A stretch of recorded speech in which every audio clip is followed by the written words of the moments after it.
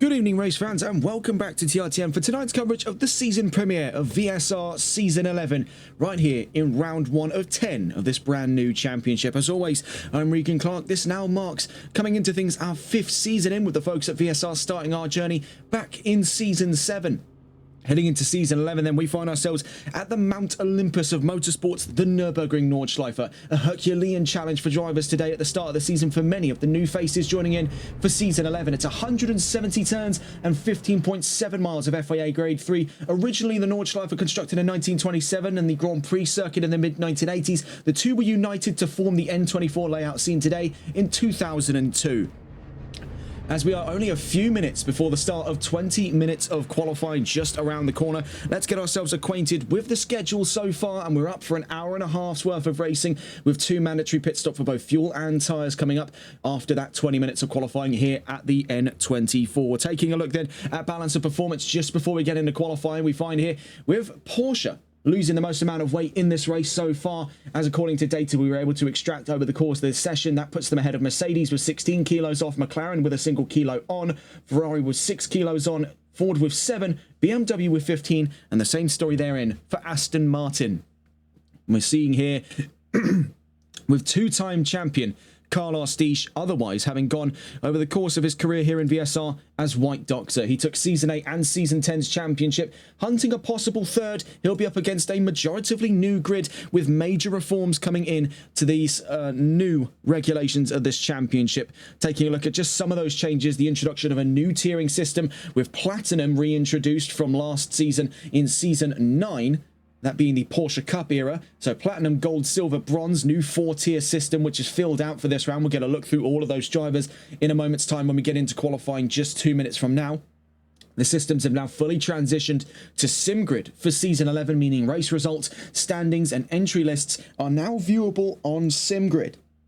The usernames have now been replaced by the drivers' real names, hence why we are still having a little bit of whiplash adjusting to everything, having referred to Disch for the last couple of seasons as White Doctor. We now put a name to the alias, and of course we've known this for some time, but now we finally get to express it here in VSR to not give the viewers at home quite a bit of whiplash. There was also the introduction of a pre-qualifier system for season entry, so you can guarantee that the drivers are in the category they ought to be in. There'll be no real culture clash between the 4 categories. Now they're a much more accurate reflection of the performance at hand. Taking a look at this session so far, we see it is stacked out. Fake Galaxy, who went 4 races on the trot at the end of Season 10, currently tops free practices times with an 8 minutes 12.787. We'll get a look into just a preemptive look at the qualifying predictions, but they do appear to be, just having a quick glance at my notes here, they do appear to be about 24 hours out of date, so take a lot of that with a pinch of salt, but we'll have a look through as and when we get the opportunity. There are also quite a few repeat results in there, which is why we'll not be displaying it on the right hand side when we get into qualifying in a moment's time. We see at the moment as well David Holub, third fastest new driver in the series, will compete from the Platinum category. We also have Kenzo Kodanesu 4th place and Thomas Pumerol in 5th to round out that top 5 at the moment. We'll get a look through every driver and where they're going category wise when we get into qualifying in just a moment's time.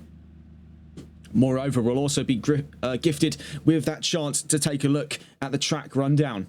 Green line. Give it all you got. So 20 minutes of qualifying underway. We see immediate movement there from Carlos Disch. Will stay on board with the 54, 2-time champion here in VSR, as he's first among the fray for the first qualifying session of Season 11. So taking a look then into our categories, starting things off with the one that Disch finds himself competing from, the Platinum tier, with Will Friedman, Fake Galaxy, Kieran Rodd, Carlos Disch himself, Cas van Veltzen, Wishful Winnings, Dominic Dvorak, David Holub, Joshua Ferreira, and Michael London, all having signed up for the Platinum tier. They'll compete at the top echelon of VSR's available skill brackets. Looking in the categories below them then, the Gold tier represents drivers just below that top area, but still exceptional talents in their own respect, some of which we're familiar with in other walks of motorsport here on the console space, namely for drivers like Tom Barlow, who we've seen in other series really give some grief to a grid of experienced drivers. We'll be very curious to see how he ranks here in VSR over the coming season to follow. Lee Evans, Solomon Bosworth, Ian Oates, Mr. Burney. Now, 3 of those names there, Evans, Oates and Burney, season regulars that we've seen in the last couple of seasons here on VSR. Chris Davies, of course, a former champion, the 2-time champion that originally held that record before Carlos Disch took 2 championships in his own respect, equaling the all-time record.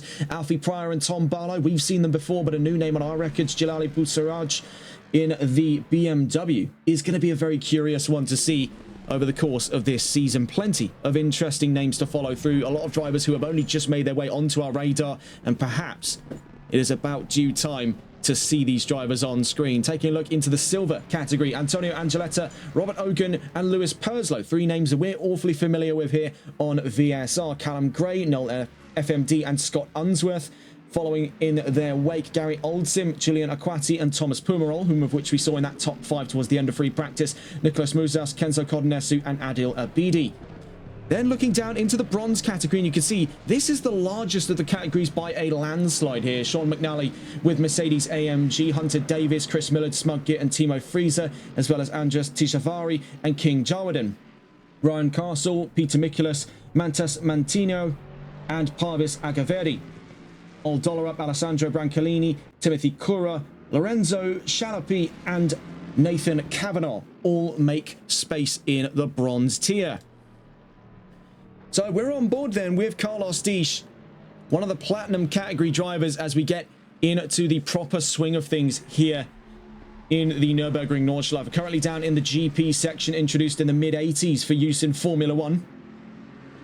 This marks our sort of starting point here, much more stable and recognizable ground for these drivers before they are sent screaming into what has been coined by 3-time Formula 1 champion Jackie Stewart as the Green Hell.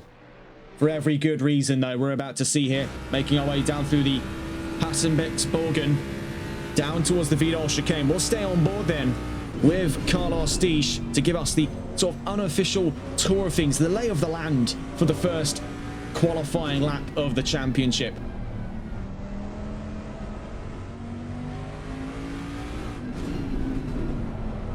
Down through into the Hatzenbach section. Now, it's also worth pointing out, Disch looks poised for that fastest lap in this session already. Taking a look at the qualifying predictions, it looks to be a Ford front row with Disch and Galaxy looking to trade blows here for that fastest lap. We also have Gray and Evans and Angeletta scoping up the top 5. Now, of course, there is quite a significant lack of numbers to go by in that. Only 11, technically 10 data entries that we had for qualifying predictions up against the 25 cars present in qualifying today.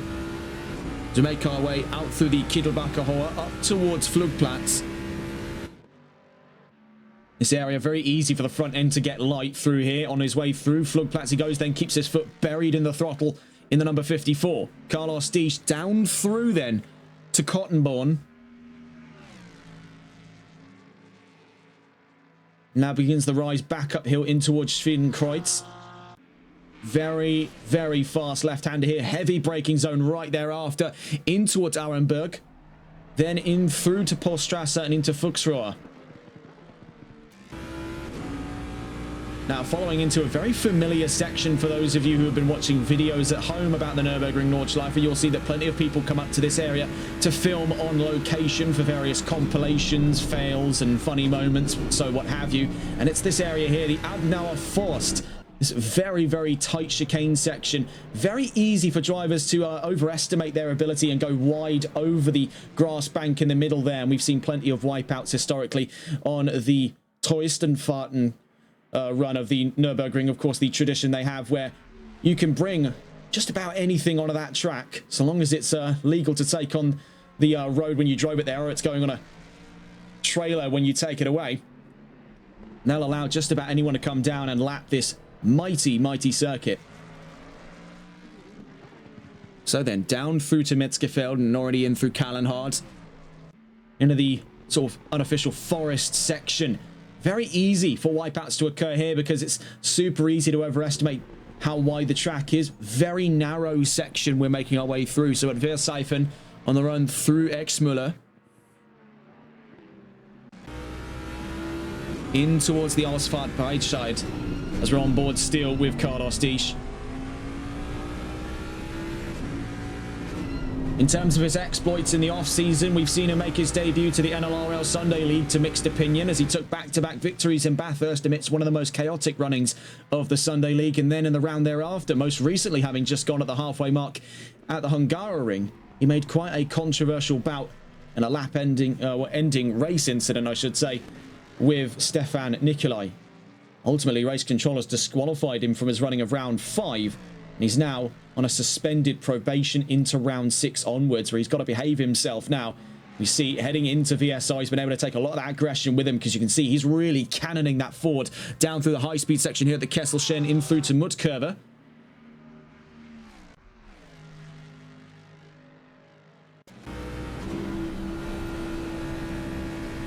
It's just this total mastery of machine we're seeing here from the Swiss talent on his way in towards the Steilstrecke, just on the exit of Klostertal, in through Steilstrecke. Following in his wake then to make that opening charge of drivers will be Carlos Disch and David Holub, Kenzo Kodonesu and Fake Galaxy. Down through the carousel, we do see some trouble there as he does wash out just before the apex tucks back in onto the carousel.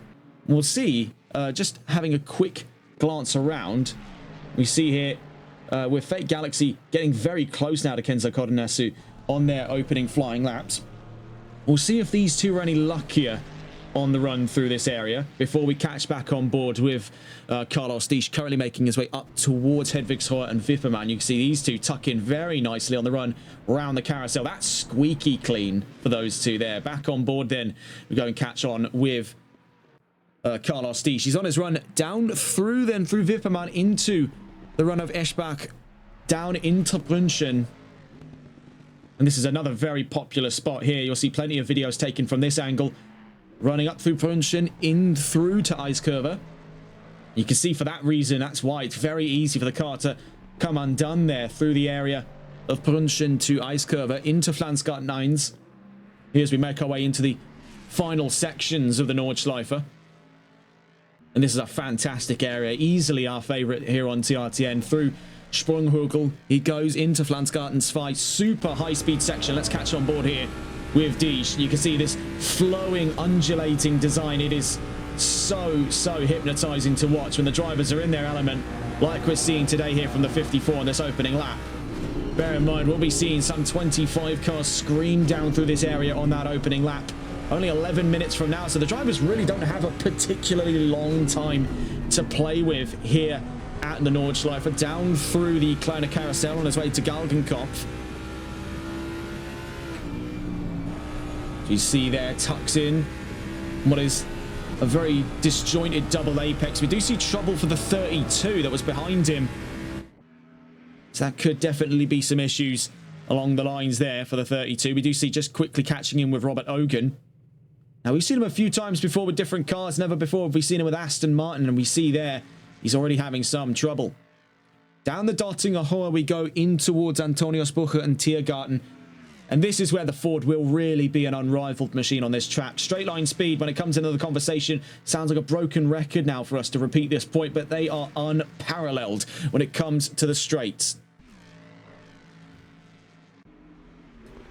So down through to Tiergarten. We see there things get a little bit spry for him, but that goes to show just how close on the edge he's been riding there in the number 54. So down to the line goes Carlos Disch, our sort of baseline time for things here in the Nordschleife, and it's at 8 minutes 13.620. So our nearest car to the line is the number 95 Kenzo Kodonesu on his way towards Antoniusbuche. And then we'll be looking on board with the number 213, and that appears to be Nicholas Musas with BMW. Then behind him, the number 18 to the line. That'll be Dominic Dvorak with Ford. So we see here Kodonesu to the line. Let's see what he can do in the 95. Across the line he goes, but there we go, onto the chart. So a little bit late there, but 9.8 seconds off the beat makes a provisional second place. So let's go to catch on board here with Musas on his way to the line, nearest to another lap here at the Nurburgring. Plenty of drivers still yet to have come out. Julian Aquati, Sean McNally, and Parvis Agaverdi among them. We see across the line Musas now to the new second place spot. We go and catch on board here with Dvorak to the line, and he's only 4 for the end of that first flying lap. From behind him We see across the line starting a new flying lap there is David Holub. Nearest the line, the number 6. We also saw across the line just a moment ago Chris Davies, two-time champion here in VSR. 4th fastest. Now on his move away from BMW to Ferrari. We'll see if we can go and catch on board. I think we're just a little too late there, but we saw Ian Oates across the line a moment ago. We see, just in the background there, do mine eyes deceive me, or was that not the possible sighting of Will Friedman? Yes, it is. Of course, one of these star drivers of the exclusive esports team makes their way here into VSR. Did so in the very, I believe, trailing end of Season 10. So it's going to be very, very interesting to see how he takes to this championship proper. His first full-time charge in VSR. And there we begin the flying lap for the 208. We'll see him towards the line in about 8 minutes' time here. He'll be across the line by the end of this qualifying session. In terms of nearby drivers, I believe the 222, sorry, here. So it's Thomas Pumerol across the line. Sadly, not to put a time on the charts. We see from behind him as well there. That's Fake Galaxy, having started another flying lap. So that was one of the drivers caught out in that incident from earlier on. We see Antonio Angeletta to the line with Ford, and we'll see where he ranks up on the charts here across the line. As it stands, also an invalid flying lap for him. Nearest to the line, I believe here, the 46. It could also be the 18 in front. No, it does appear to be the 46. So this is with Abidi, number 46. Adil Abidi to the line. We'll see him here from 10th place, currently unranked, and across the line, 2nd fastest. So great hustle there for the 46 in his opening qualifying of the season. Bear in mind, this is his debut, as far as we know, to this championship. So for the Algerian talent in the 46, he has done mighty, mighty well there. Great, great work for Adil Abidi. 87 coming to the line. We see there for Andres Tishafari to 7th place. So Ford definitely scattered about a bit. It's quite a surprise to see that, yes, they're not on the short end of the stick when it comes to BOP today, but it seems that straight line speed is only good enough for that last sector and for maybe the run out through Kittelbacher, Hoher, through Flugplatz down towards Kottenborn, Schwedenkreuz in the opening sections of the Nordschleife, and then on his run down through the Kesselchen towards Muttkurve in the middle and Dottinger in the final. But everywhere in between is where Ford evidently appears to be struggling. We saw from that opening lap, the legendary lap that has been so far, that 8 minutes 13.620 by Carlos Diesch. And by the looks of it here, he has not shown any signs of slowing down. He's down through the Hatzenbach section on his final flying lap today. So nearest to the line on our charts at the moment appears to be the 29, Smug Git, who's been in and out of this championship for some time here in VSR. No stranger to the field. We see the 29 making his way down the Dottinger.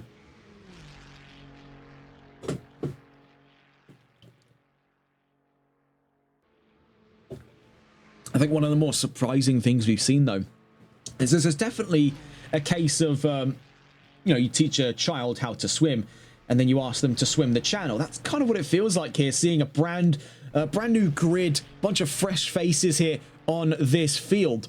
But the first track they have to contend with in this championship is arguably the hardest in circulation. You see here for Smug Git down through Tiergarten. I think by looks of it here, he may have the upper hand on the majority of the field just by nature of putting time on a chart here. So let's see if he does that. Across the line goes Smug Git, and yes, he does. Provisional 10th place. Nearest to the line, the 77, Ryan Castle, a driver who's been making waves on our screens for the last couple of weeks here, especially over when we saw on TRC he took another bronze win in the trailing end of the run, the double run at Barcelona in round 7 we covered last night. We see here for Castle, oh, into the wall. Oh, that's gone horribly, horribly wrong. The car's just pitched in on the run in the trailing end of Tiergarten. The nose has dived in, the back end's come around. And Castle was in at the wall, so he won't have enough time, I don't believe. Actually, no, yes, because you do the GP circuit and then go back onto the track for the qualifying run. We see Mantas Mantinho making his way to the line. Number 26, can he get onto the timing charts? Across the line goes Mantinho. As it stands, though, doesn't appear to be the case. So only 3 Ferraris having put times on charts, that being Smug Git, Kenzo Koronesu, and Chris Davies. Nearest to the line, the number 7. This is Timothy Kura with BMW. Down through to Schwabenschwanz.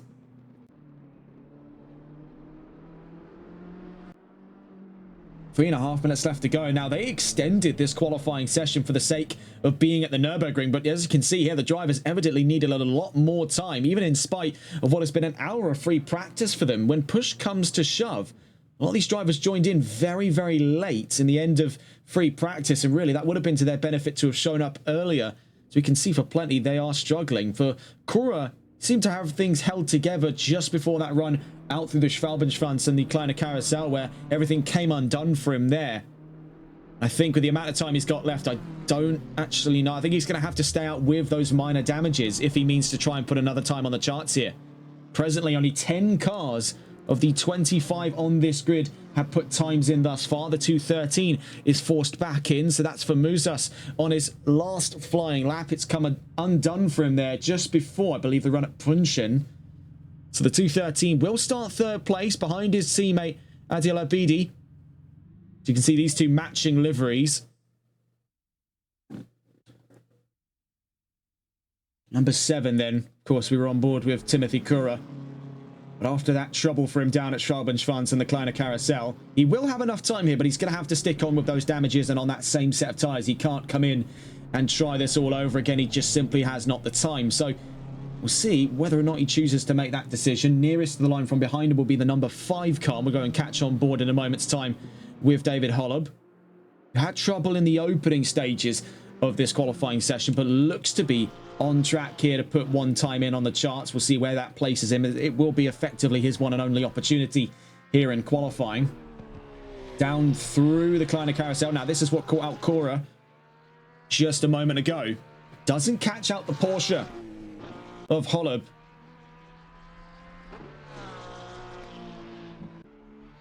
So behind David Holub at the moment on track, the number 28 would be next to the line from behind him. That's Chris Davies with Ferrari.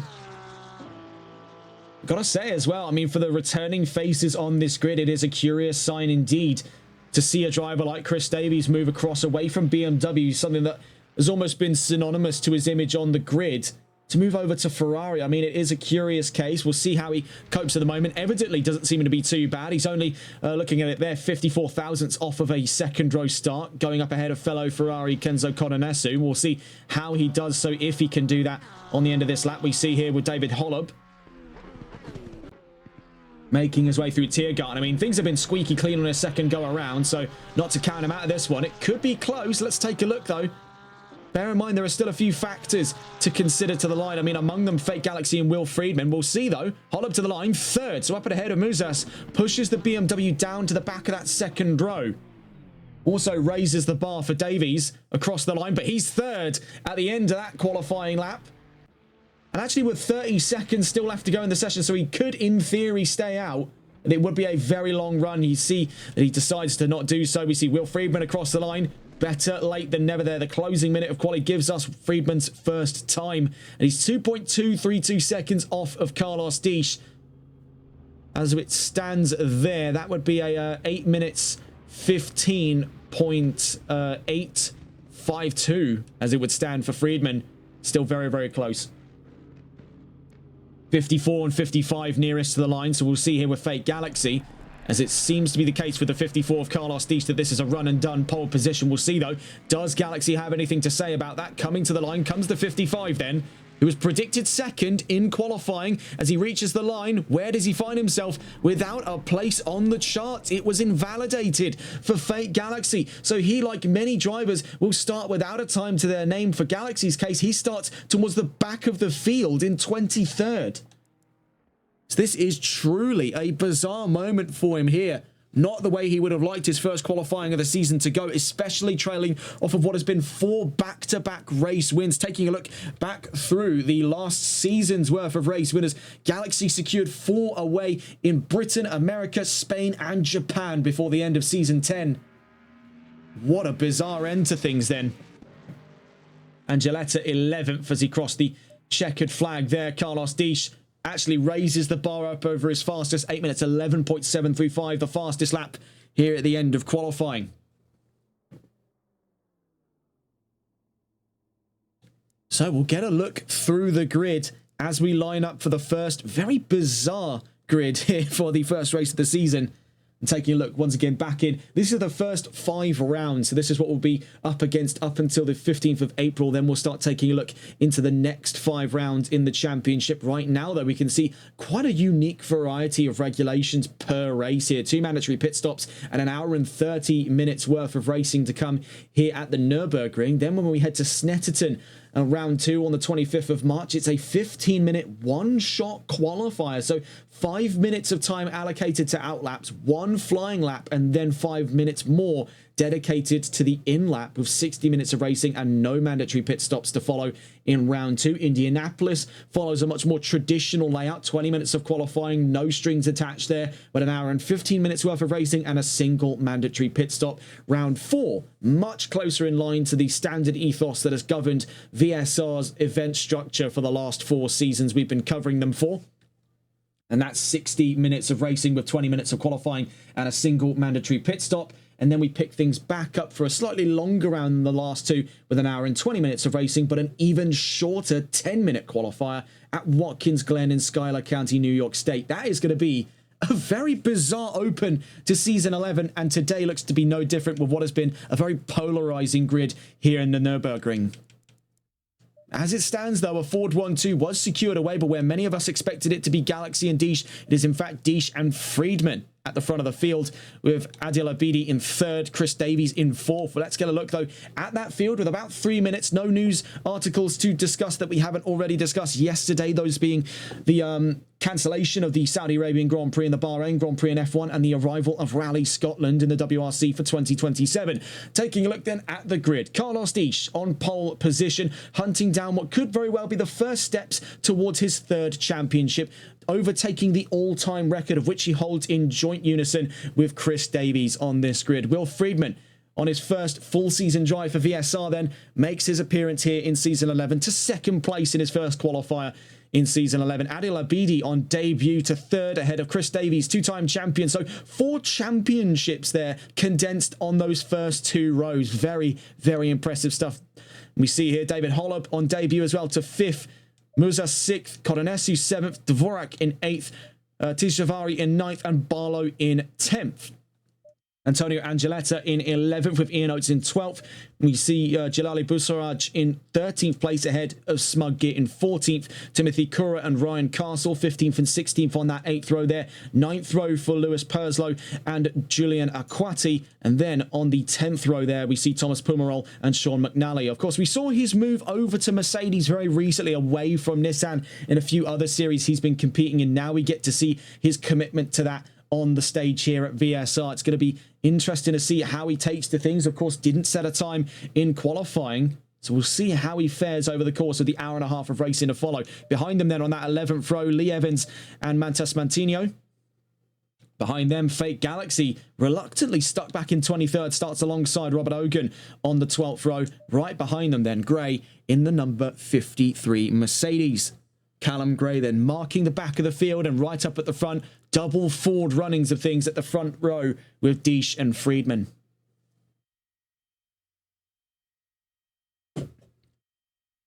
And of course, no formation lap, nothing to worry about there. We're not going to be doing a full lap of the Nurburgring Nordschleife. We won't bore you to death with something like that. We're going to start here just on the run into Antonio Spucher, down through Tiergarten, and then we'll go racing on the opening Grand Prix straight down towards the Yokohama S's. Of course, something we didn't mention though on the track tour, as we did catch on halfway through the Grand Prix circuit with Disch, it was a case that the opening sector of that Grand Prix section has actually been remodeled to fit the Yokohama S's, so we skip out the Mercedes Arena section entirely for this endurance configuration. It makes the running of things in the GP section just that little bit shorter to give the drivers majority time to focus on the Nordschleife section itself. We're on board with Carlos Disch as we see the rest of the field mounting up behind him. 25 cars in all here for round 1 of the championship. And it was a staggering 34 cars registered into this race. Callum Gray starts from the pit lane. The 53 already having moved to the pits with Mercedes. So we see here with Deesh and Friedman pulling away. We see a bit of a hesitant start there by Davies.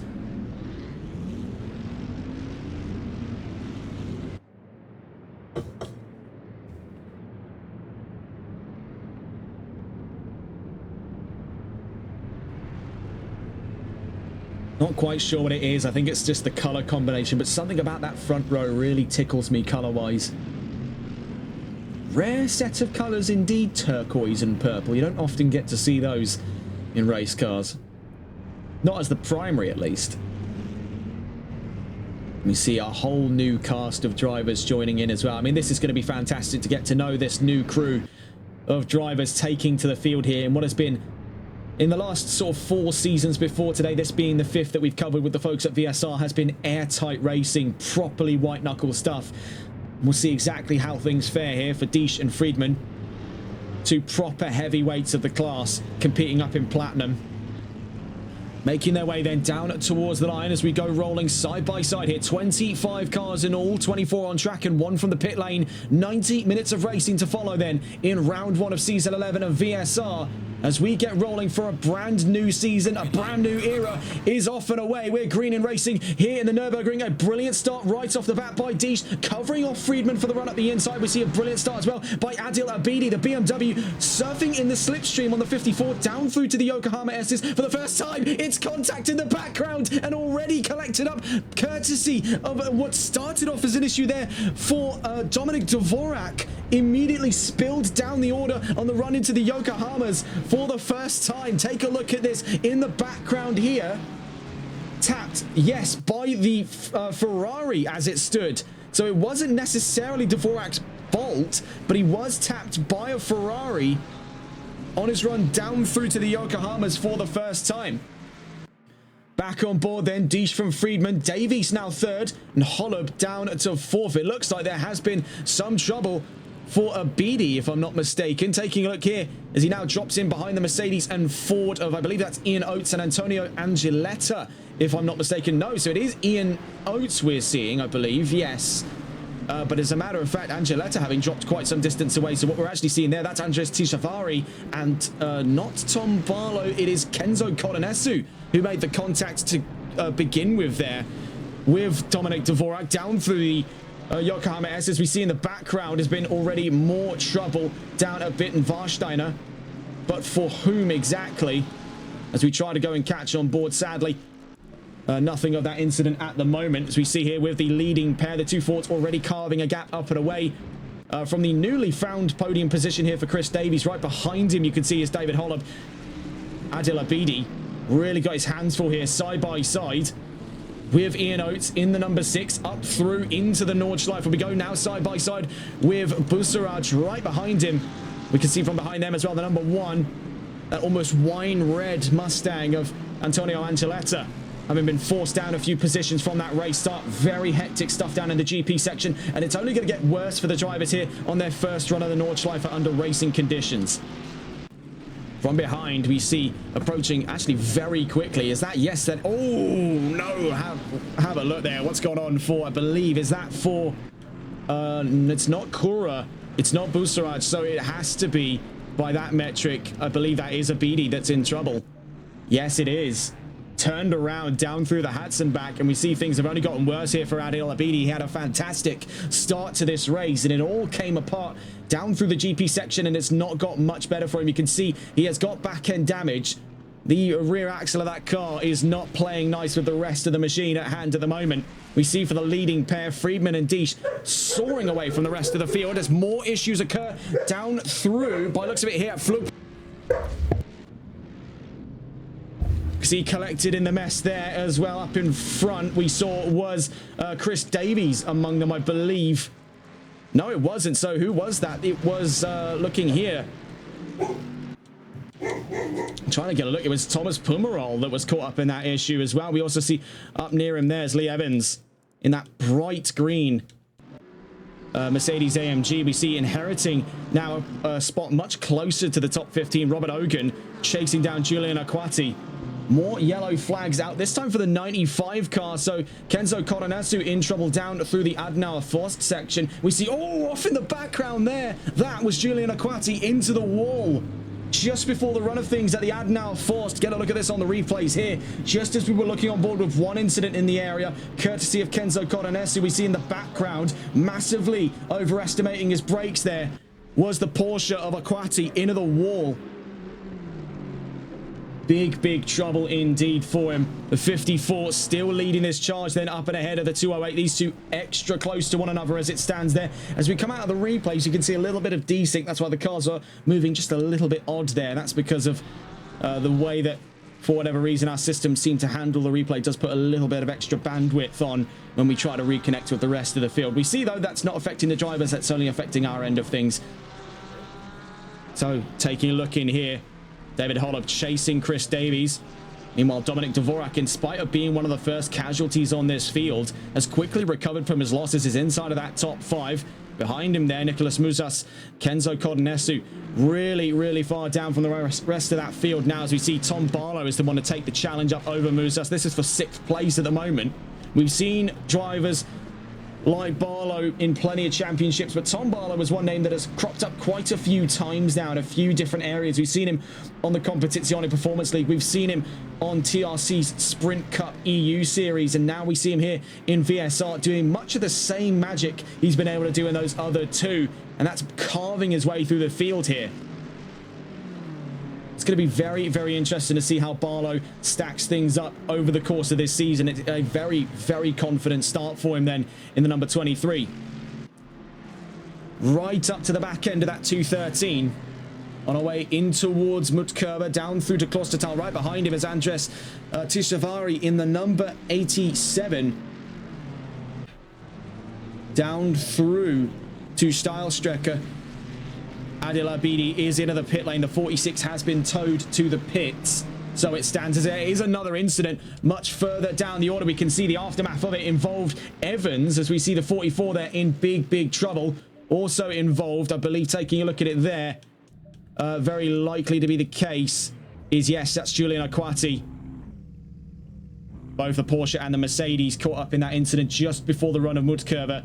And that looks to be possibly the end of the race for Lee Evans. We see yellow flags at the moment. We're out there. White flags shown for the slower Porsche of Aquati, now having to nurse serious front-end damages off of his car for the rest of this lap before he can see the pit lane. But already some drivers back into the pits. It has been a disastrous start for quite a few here. And that does seem to be part and parcel of the territory. Holub versus Davies on the run through Bunchen into the run of things up towards Flansgarten. So we're just on the exit now through Eiskurve into Flansgarten 9s. We see behind there Dvorak and Muzas with Barlow in pursuit. Tishavari behind him. Behind them, Ian Oates and Fake Galaxy. I mean, it's worth pointing out here, Fake Galaxy started towards the back of that field. And much like we saw out of Tom Barlow, we're seeing the same here from the 55 down through Flansgarten 9s into Sprunghurgel. It's a case where he has properly been able to carve a line into this field.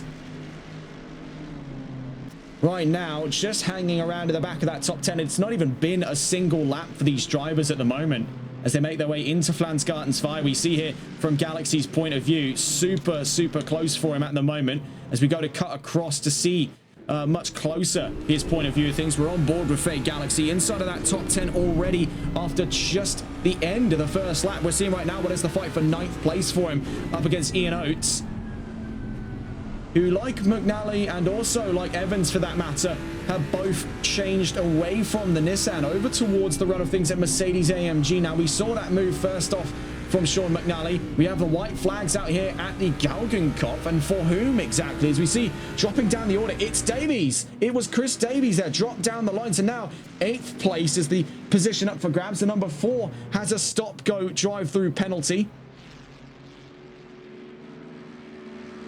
We see up the order, Oates versus Tishavari, and I think it's worth being able to try and catch on board here with Tishavari. You see, this is what now currently comprises the fight for 7th place.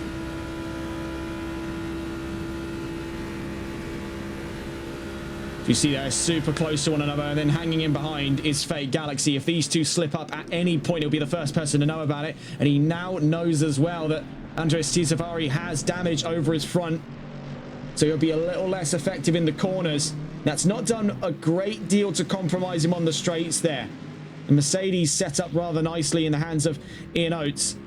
Been able to leverage that slipstream to great use down the Dottinger for the first time. We see here the fight currently for 8th place.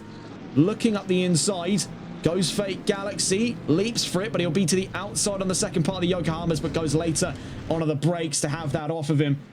So looking back in on board with Fate Galaxy, now takes up position for the fight of 7th place. We'll go and catch on with him in a moment's time, but I think it's worth taking a look around the field here to see the fight going on between Tom Barlow and Nicholas Mouzas. These two 1.8 seconds, but as we get into the Nordschleife section, that will close down much closer. We see into the pit lane a whole swarm of cars here. Adil Abidi, Lee Evans, Smug Git, and now Kenzo Coronesi on his way into the pits from 15th.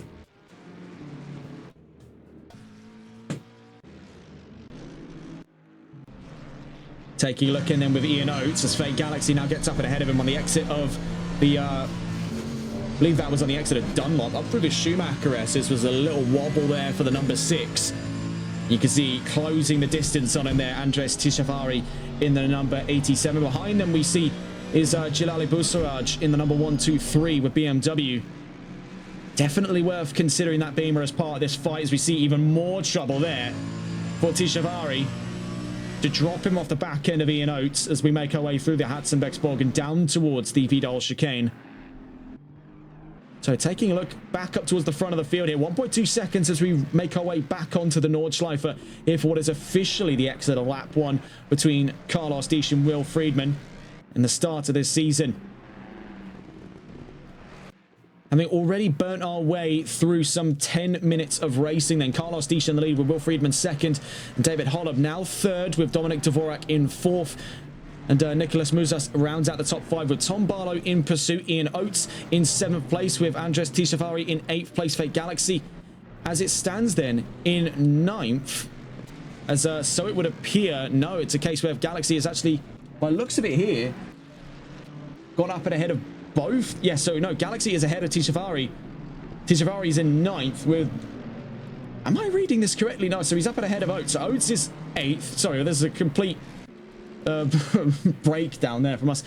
No, Galaxy is in 7th, Oates 8th, Tishavari 9th, and then Busaraj in 10th place. And as speaking as well of Jilali Busaraj, the number 123, currently pursuing Andres Tishavari for what is currently the scope of 9th place, very close on the exit of Flugplatz. Behind them, Antonio Angeletta and Mantinho, Gray, Pumarol, Coronesu, Perslow, and Ogan. Smug Git currently in the pits as it stands at the moment. Timothy Cora, Adil Abidi, Lee Evans, and Ryan Castle from 19th down to 22nd. Oh, trouble there for Busaraj, but nothing that will end the world for him at the moment, but it does back him up onto Antonio Angeletta. Sean McNally at the back of the field, number 4 with a stop-go 30-second penalty. So the heads-up display not being the most useful for us at this time when it comes to scoping these battles out. We do see in the case here of a potential three-way fight, Nicholas Mouzas versus Tom Barlow versus Fate Galaxy. So let's go and catch back on board with them at this time. Scrolling back through to get some onboard footage from Barlow in the Ferrari. As we see that, though, Mantas Mantinho in trouble down to the Adenauer. That does back him up onto Timothy Cora, but that's just to be unlapped by the number 7. It has dropped him massively away from a potential fight with Angeletta, Busaraj, and Tishavari up in front. On board then with Tom Barlow, and right now he's actually stuck in for a defensive fight of 6th place between himself and Fate Galaxy. Up in front is a possible offense for 5th with Nicholas Mouzas, but you can see the priorities quickly tipped away from an offense to defense fight.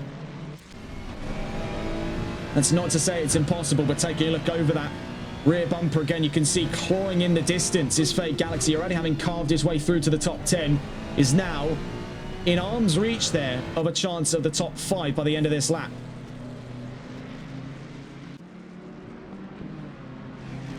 So cutting away from Barlow to get on board with Galaxy, looking through the field to get on board with him here. You see from the attacking angle of things, this is for 6th place at the moment. Fate Galaxy, a driver who's already carved his way through the field, having started down in 23rd in this race. now up to 7th, and possibly here as we make our way in towards the run of things at Kesselchen, this could be to 6th. He's up and alongside the Ferrari, now up and ahead, so into 6th place goes Fake Galaxy. 5th now within his grasp as we make our way down through to Mutkurve and Klostertal. And he could even have that before. Yes, he does. That's 2 for the price of 1. That is night and day difference between the Ford, the BMW, and the Ferrari. And as we see, exploiting some of that chaos created by the approaching 55, we see Tom Barlow get the leg up over Nicolas Musas, now up to 6th place in the Ferrari, in that number 23 competing from gold.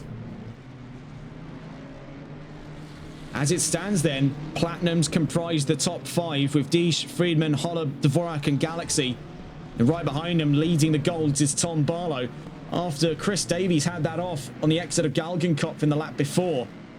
It is now the case where that number 23 is leading in category. We see here side-by-side action for Antonio Angeletta versus Jalali Boussairaj, and up and ahead just before the run of things at the run of the carousel. Contact at the carousel there. Boussairaj taps the back end of Angeletta, but gives the position back.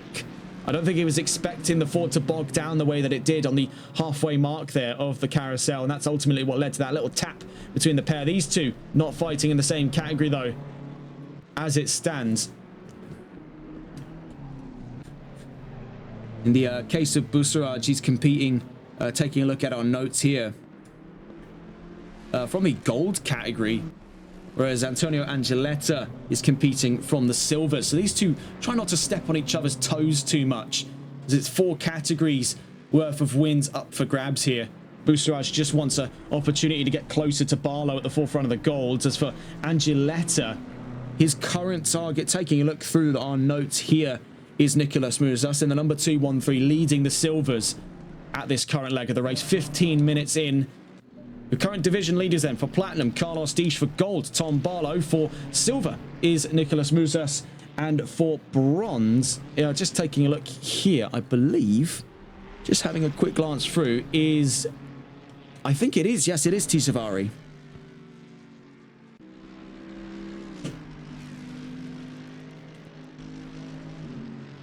Speaking of Tishavari as well, take a look here. He's fighting with Ian Oates for 8th place. We see joining us in chat there, HCR Anthony.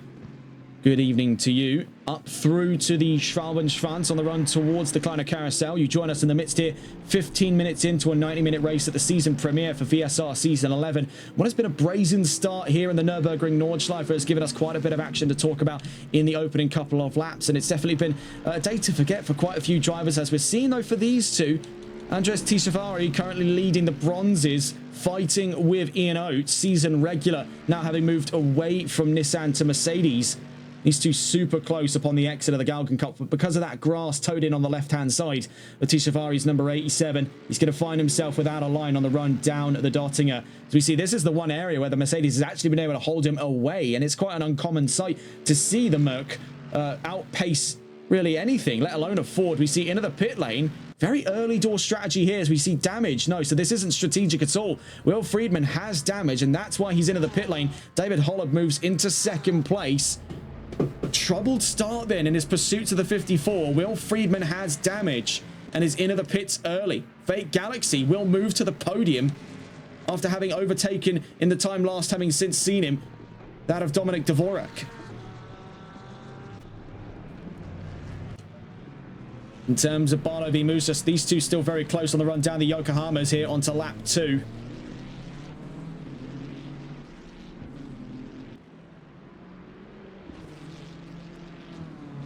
In terms of continued nearby fights, Oates v Tishavari, still definitely one to consider.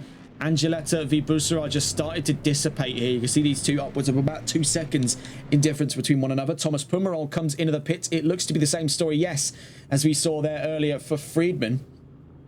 Is the same case here for Thomas Pumerol in the 222. As it stands then, into the pit lane early.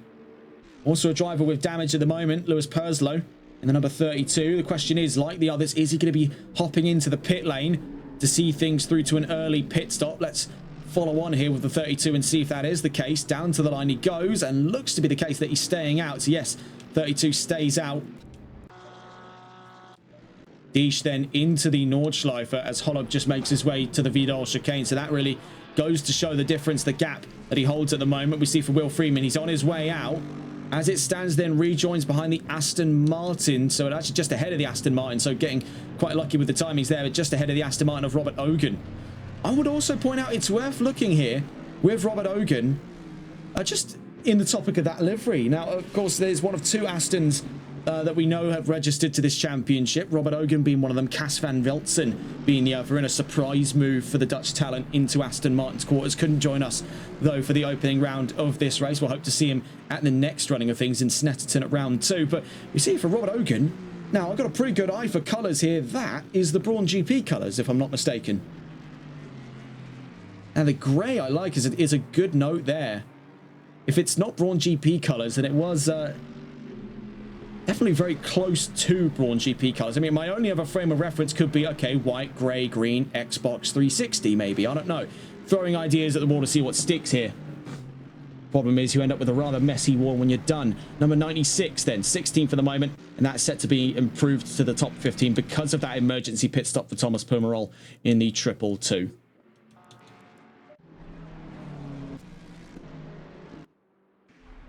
So we see here, on with Fate Galaxy. Now, this isn't a potential scope for second place up for grabs. This man has been on a mission today. In a span of nearly some 3 laps, he could be up into the front row of this race. We see, having been forced back into the pit lane, we did have a yellow flag out just into, I believe, the runs of Fransgarten 1 into Sprunghurgel in the second to last sector at the Nordschleife. Watching here in what is currently the scope of the fight for second. David Holub versus Fake Galaxy.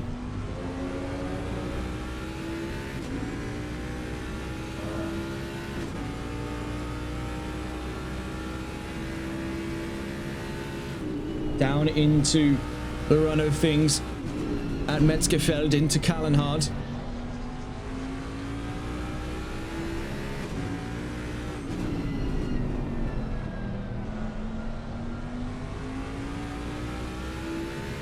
Do have yellow flags out as it stands there. That's for the 1, 2, 3. Let's go and catch on board and see what's going on here. Taking a look on for the 1, 2, 3. That's with Jalali Busraj, who's now been brought back into the pit lane. So that could be the end of their race. There was some incident for them behind on the run in through the...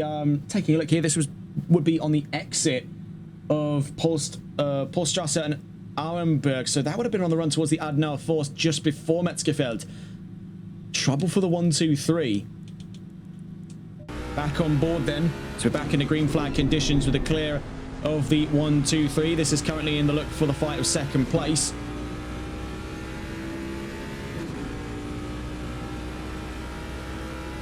And don't let the heads-up display fool you.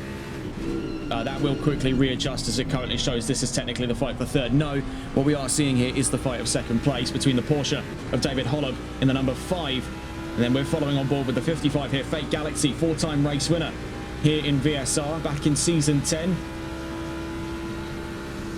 You see, oh, tucking into the grass there just before the run of things out through Kesselchen. Heading in towards Mudkurve. This is going to get dicey between the pair. Super close to one another in the straights here on the run down towards Mudkurve. In towards Klostertal. We'll stay on board here with the dash cam footage for Fate Galaxy as he glues himself to the back of David Holub's number 5. In towards Starstrecker we go. You can see the salvage road there on the left-hand side, of which you can use to cut a significant portion of the track in real life. Not this time, though. In towards the carousel. You can see up in front there, Sean McNally in the number 4. Making our way to Hohe Acht.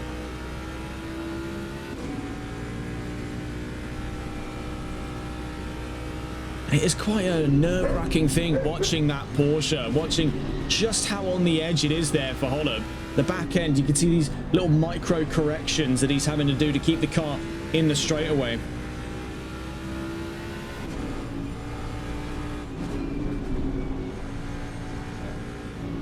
We see just how much ground the Mustang's able to gain because the Porsche is fettling over these small corrections. So on the run down through towards the run of things at Brunchen, as we see here, coming up into Brunchen now with these two in their incredibly close fight for second.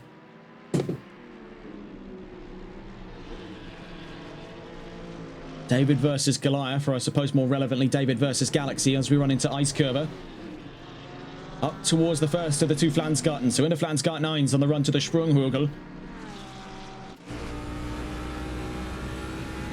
You see there, just a little bit of air time for those two on the run through the Sprunghügel, but a bit of understeer for Galaxy. That's not stopped him whatsoever. He's still glued to the back end of David Hollop's number 5 as we run into Flansgarten's 5. Watching on board here, this is still a fantastic view down through this area.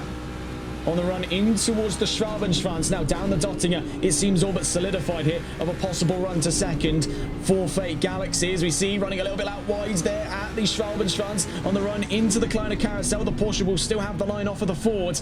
Heading to Galgenkopf though, what can be made of it between the 5 and the 55? Heading up through Galgenkopf we go. A bit of grass there. Now that's the same area that we saw trouble for Chris Davies. I think he did catch grass through the run of Galgenkopf and then spun around into the wall. That's why we saw him facing the wrong way earlier on in this race. We see down the Dottinger, this is still the fight for second between David Hollop and Fate Galaxy. Down through to the run of things at Antonio Spucker. I think just before we crest the hill here on the Dottinger, we are about to see that move up to second between the Ford and the Porsche. And as we see it there, still side by side, but I think just about to slowly edge ahead of the Porsche there, out through at Antonio Spucker, but still with the Porsche parked right on his rear bumper into Tiergarten. Great move by Galaxy. Has held his tongue for that one all the way through the trailing end of the Nordschleife to eye this move up now. Moves up into second place on the end of lap 2. Looking around the field then, we see with Will Friedman having repaired those damages, now back out on track. Callum Gray, who started from the back of the field in the pit lane, I should remind you as well, is now 11th in this race.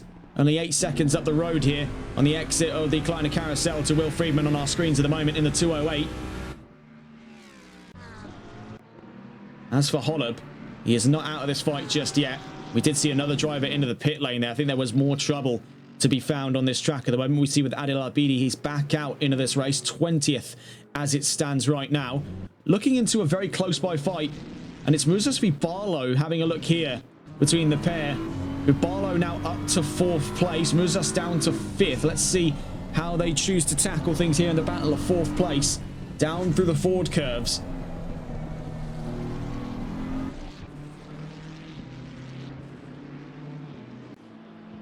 Watching here with Tom Barlow now in the lead of that fight, having recently moved up to 4th place on the run into the Yokohamas. Out through the exit of Dunlop into the Schumacher S's here on the GP section.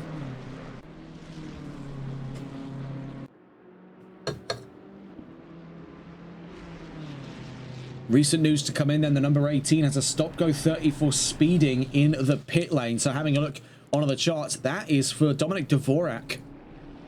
As we also see Andres Tishavari is in the pit lane as it stands as well. We'll see. This is starting to become somewhat of a repeat offence. We see Sean McNally is now serving his stop-go 30 as it stands. Dvorak next on the list of people to do so. You see for the number 4, he has now been cleared as we stay on board in this fight between Musas and Barlow. Bit of oversteer there. The back end got light for the number 213 on his run around the Vidal chicane. We see on his run down into the Nordschleife, things only got a little bit wirier for him.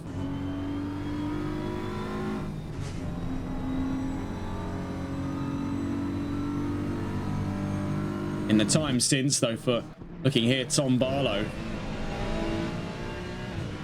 You can see, looking over the rear wing, how quickly that fight for 4th has started to die off.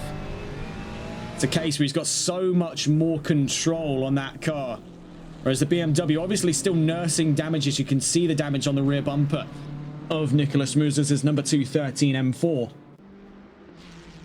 He is still somewhat fighting the car around the track here. That's not been the case for Barlow, who, like Galaxy, these two drivers in Platinum and Gold have really carved their way through the field. It has been a very impressive thing to see here at the Nordschleife. A track that has been on the calendar in VSR on a few occasions in our time covering with them. I believe even served as the season finale.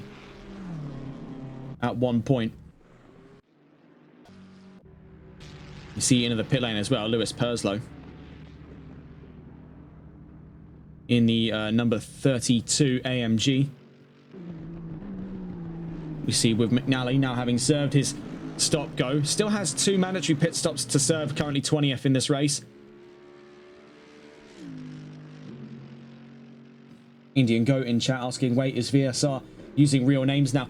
Yeah, discussing something from earlier on in the race.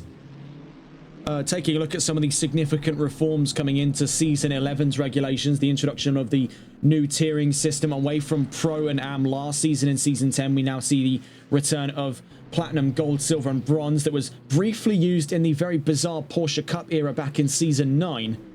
And then we have the systems transition to SimGrid for Season 11, and that means one of the consequences of it, usernames are now the real names of the drivers on the run into Season 11. So we move away from the username era, where we saw definitely some interesting examples over the course of our time covering things here on VSR, but now in light with reforms to VSR to bring it into the more professional lens, we see the usernames were one such thing that went away in that transition to Season 11.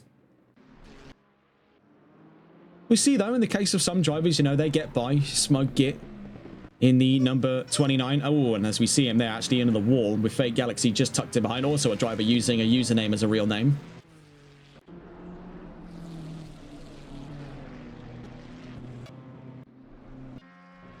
We see there with Hollop getting up and around Git in the 29. Number 5 then, 3rd place, tucked in behind what is currently a Ford 1-2 between the 54 and 55. Carlos Deesh and Fake Galaxy, 2 teammates as it stands then over at the 5-star esports team. Right now, though, making their way into Season 11 here on VSR, you'll note that neither of them are rocking the colours of the 5-star esports team, which recently underwent a change in its own respect, now incorporating the red in line with our sponsorship here from TRTN of the 5-star esports ACC division. But neither of them rocking those colours because they operate as independents on the run into this series, as with plenty of drivers. Though we have seen, especially in the case of some of the newer drivers now, if we take a look through this list at the moment, you have, taking a look here, you have Jilali Busaraj. You also see matching liveries with Adil Abidi. And I believe also taking a look a little closer over towards here is Nicholas Muzas. Now, these 3 drivers all running that same livery, so I think it is worth saying they are possibly teammates here. Maybe that's me getting ahead of myself, but it definitely seems to be the case that this has been quite a coordinated effort between those 3 BMWs as things stand. We see here for Nicholas Muzas still pursuing Tom Barlow, who has, in the time following, moved up to 4th and stayed there for the time being as we cross over the half-hour mark at the moment. Then Carlos Deesh leads ahead of Fake Galaxy with David Hollop 3rd, Tom Barlow 4th, and Nicholas Muzas rounds out the top 5. Ian Oates in 6th with Antonio Angeletta in 7th, Mantas Mantinho in 8th place ahead of Will Friedman in 9th, and Dominic Dvorak in 10th place. But it's worth bearing in mind he has a stop go 30 to serve, so he will be dropping down the order in the next 58 minutes off of the scope of what is yet to be his 2nd of 2 mandatory pit stops. Robert Ogan in 11th place with Aston Martin up ahead of Andres Tishavari. In 12th, Thomas Pumerol in 13th with Lewis Perslow, now having exited the pits with a brand new front bumper on his Mercedes. The number 32 currently 14th and ahead of Callum Gray. Jilali Busaraj in 16th, Ryan Castle in 17th. We see here Lee Evans 18th and Sean McNally in 19th. It is worth pointing out a lot of cars there did suddenly disappear from the standings. I believe those were the drivers currently in the pit lane that have now retired from this race. So that does bring the tally of things where we started at 25 cars. We're now down to 19, out some 6 vehicles. Indian Go in chat asking, lots of Mercedes this season. I'm assuming the Nissan boys last season have moved on to the Merc. Yes, that is definitely the case. We've seen there from drivers like Ian Oates. We see currently fighting with Nicholas Muzas, who looks to have significantly more damage than the last time we saw him in that 213. So we'll leave you on board with this fight currently as it stands then for 5th place between the pair, Mercedes and BMW. But yes, we see for Oates, we also saw in the case for McNally, and now also in the case as well for Evans. Those 3 who were the sort of dynamic trio of things for Nissan have now moved on to greener pastures at Mercedes. You can see in the case here for Oates, he has now just moved into 5th place, up and ahead of a wounded 213 of Nicholas Muzas. But as we see it at the moment. They've not lost that fighting spirit on the transition away from the GTR. Into the pit lane comes Carlos Dish, having done more than enough in that first 30 minutes to see himself to the pit lane. So he's coming in. Fake Galaxy joins him after one hell of an opening stint. I mean, that was a lightning offensive by the 55. Started down in 23rd. Rounds out his first stint in 2nd place. We see David Holub held strong there in the Porsche. Great hustle in the opening stint for him as well to hold on to the podium. Not an easy challenge given the car of choice. We see for Tom Barlow, another real trooper on this grid, like Fake Galaxy, has carved his way up through the field. He comes into the pits after his first stint in 4th place, having started further down the order than he would have liked. We see likely into the pits then is going to be Nicholas Muzas as well in the back of that top 5, nursing front end damage on his BMW. We'll see what the call is though. We can see him hooking off to the right hand, so it is going to be a case where yes, he's coming into the pits as well, tucked in behind Ian Oates, who made his way to 5th place as we were watching with him earlier. Antonio Angeletta comes in. We'll see here for Mantas Mantinho. Does he come in from 8th place? Will Friedman not far away from him as it stands? At 22 seconds, and with Friedman already having taken his first mandatory pit stop, he'll be able to run things a little longer before we see his second. In the meantime, as this one comes in, we see the leading 2 are already out. So Dish and Galaxy, perfect overcut for those 2. And I think for Holub, he might get lucky here, having a look. As we see with Will Friedman just across the line. I think for the case here of David Holub, yes, he will hold on by the looks of things here to 3rd place.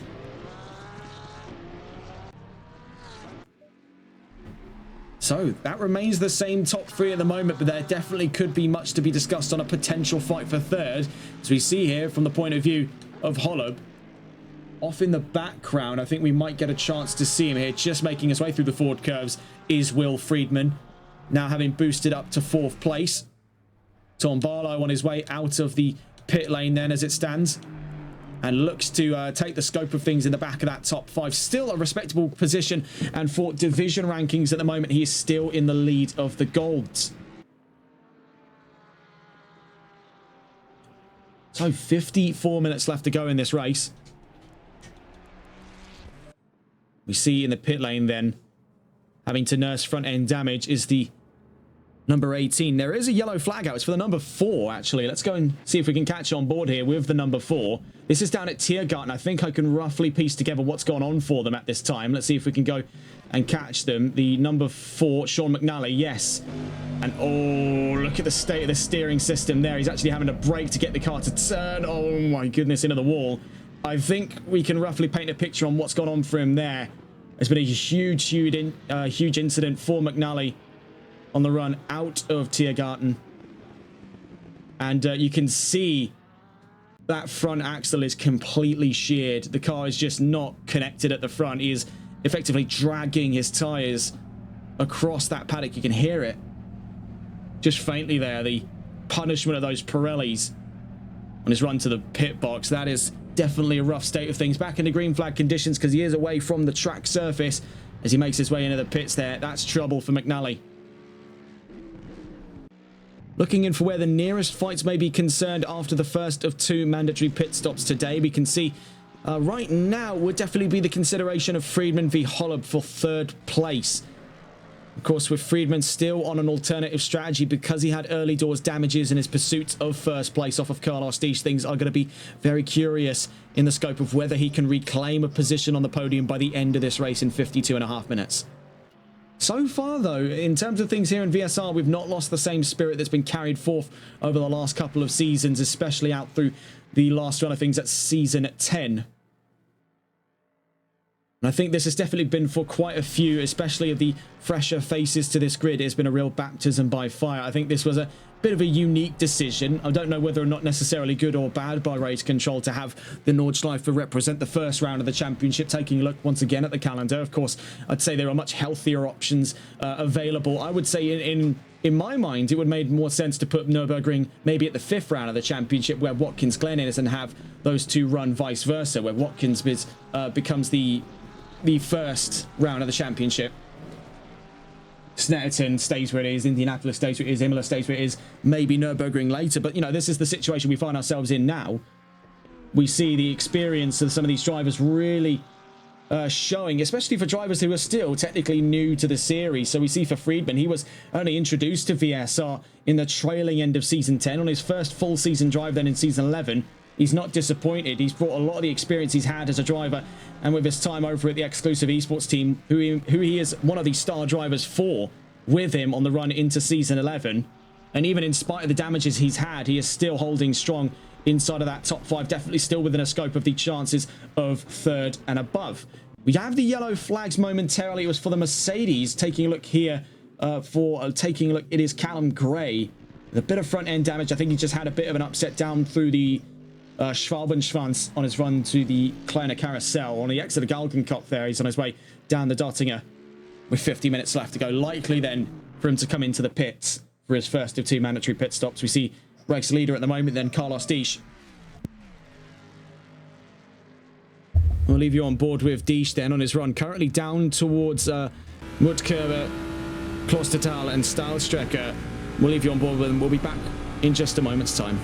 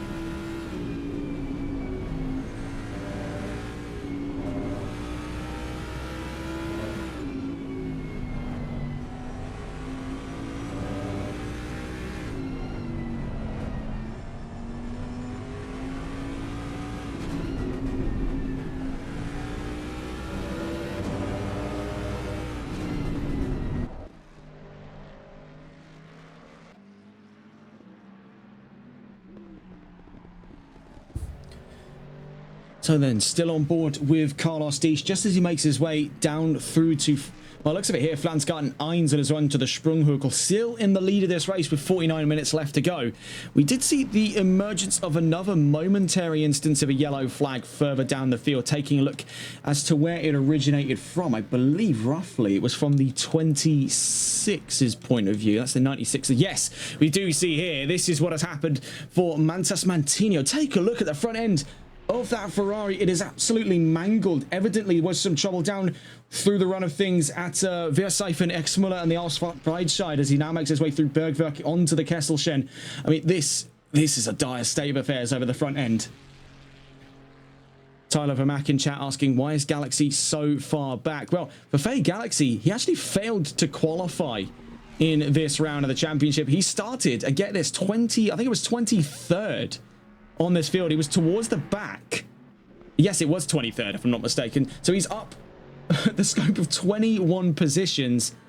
And it is remarkable what he's been able to do with that current wad of time. His opening stint has been one of the most engaged drives I think we've seen of him here in VSR. Bear in mind, historically looking back through it, this is a driver of quite high pedigree in this series. Though a new face, having emerged in Season 10 to this grid, he did go on to take 4 consecutive victories in the trailing end of what came to be the scope of things for Carlos Diesch, at the time known as White Doctor's second championship in VSR.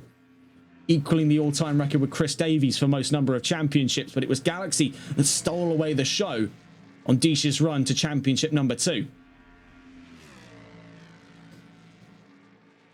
I believe we've also just seen as well, yes, it was the retirement then of the Ferrari we saw earlier on.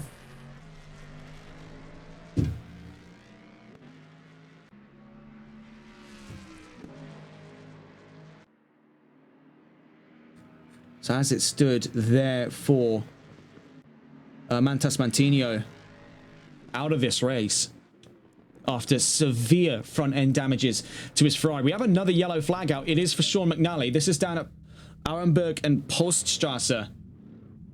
As you see, now bedded in at the wall. He gets back out through the gravel trap here. We'll see, though, compared to his last incident, is this going to be another case of almost race-ending damage? Doesn't appear to be the case. I think the front end tanked a lot of the impact, and I don't think, by the looks of it here, with the attitude of the car down through Fuchsrohr towards the Adenauer Force, that it's done any significant damages to his steering system. We'll come to see if that is fully the case on the run into the Adenauer Force. Though we can see it is very wiry, with a lot less of that front aero doing any kind of work due to the damages that he has incurred down at Auerenberg and Porstrasse. Also, we see here Lee Evans now serving his first of 2 mandatory pit stops from the pit lane at the moment. After that first wave of things, it has been a case here where a lot of the battles have dissipated. I think our closest gauge of things at the moment we see here with an injured number 1, Antonio Angeletta, now passed up by Andres Tishavari in the number 87, gets up and around him. This could very well be Angeletta into the pit lane. So I think it's the one frustrating element of covering races here at the Nurburgring is that this is a track so vast that there could be a broadly different story being told as you watch in with one, and you'll have no knowledge of it. Heading into the pits then, we see then, on recent changes to his race, is Antonio Angeletta. And this could drop him out of that top 10, but bear in mind, he's got 45 minutes. He knows he can take the car all the way to the checkered flag on this amount of fuel. So he's got very little in the scope of things to worry about now. He can just knuckle down and get to the checkered flag. Wherever he ends up, he ends up. This is a consistency game now for Angeletta, and he needs to hope to win it. At the halfway mark then, as you just heard, Carlos Disch in the lead with the fastest lap. Fake Galaxy on a triumphant return to that podium, having started 23rd. Currently second in this race with David Holub, new driver in the series with Porsche. Has been a real trooper in his current pursuit of things. 3rd place for the number 5. Not far away from him then, Will Friedman, who was into the pits very early on, nursing damages on the front end. Bennett Racing joining us in chat there. Good evening to you.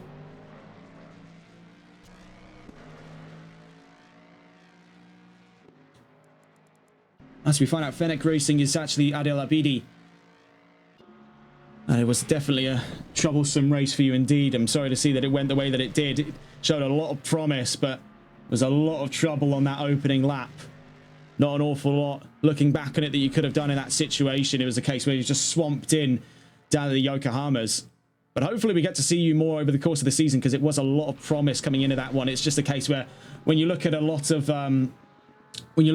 the opening lap charges, there are 2, maybe 3 tracks that I would stray away from in terms of ever expecting to have a nice time down through them. The Nurburgring Nordschleife being one of them, then the other 2 being Bathurst and Monza. We can't look at the replay though, sorry. We can have a look back at our last instant replay, but I'm pretty sure that was for another incident entirely. I mean, we can take a look here, but I'm pretty sure, yeah, this was for an incident much later on in the race. We can't look on the replay system itself. It will crash the game. So we'll have to take a look back through the stream replay once we conclude today. But yeah, that was a very, very troublesome race start down through the Yokohamas. Of course, there was that opening incident between the Ferrari of just quickly pulling up the names as we're still learning everyone's name here with a almost completely new grid for season 11. Kenzo Kodonesu and his contact with the number 18 Ford of Dominic Dvorak. And that's what sort of created the domino effect that spilled down through the Yokohamas on lap 1.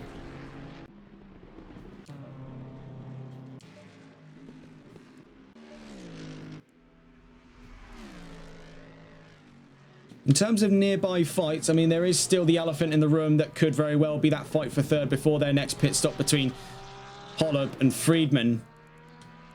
The data's not been the most reliable in tracking it. There is this one we've been checking in with for some time, Dvorak v Pumarol.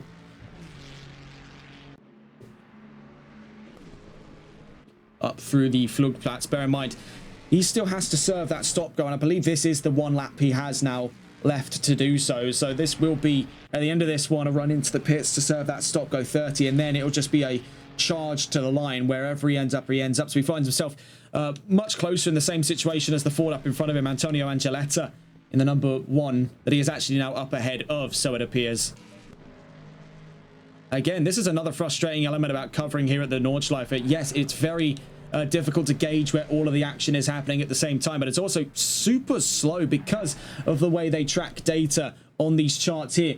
If you take a little look, and you might have to squint a little bit to see it, but on that map in the bottom right, this is how I figured out how this system works. I've been studying it for some time, but where those little lines are, those are the timing markers. Now, there are also session sector markers for the track, but there are a lot of these are, especially here at the Nordschleife, are timing markers as well. And that is effectively the scanning post for these intervals. So you take a look there, as he crosses through that line, hopefully the data should pop up in a moment's time. And we see it updates him as having dropped even further in behind Purslow at this time. So it's super slow to update because the track is huge, of course, here at the Nurburgring Nordschleife in its combined N24 layout. It's 170 turns. It's the largest freestanding motor racing circuit in the world, roughly about 3 to 4 times the size of the Circuit de la Sarthe and roughly about 7 to 8 times the size of the Circuit de Monaco. It is a huge, huge venue.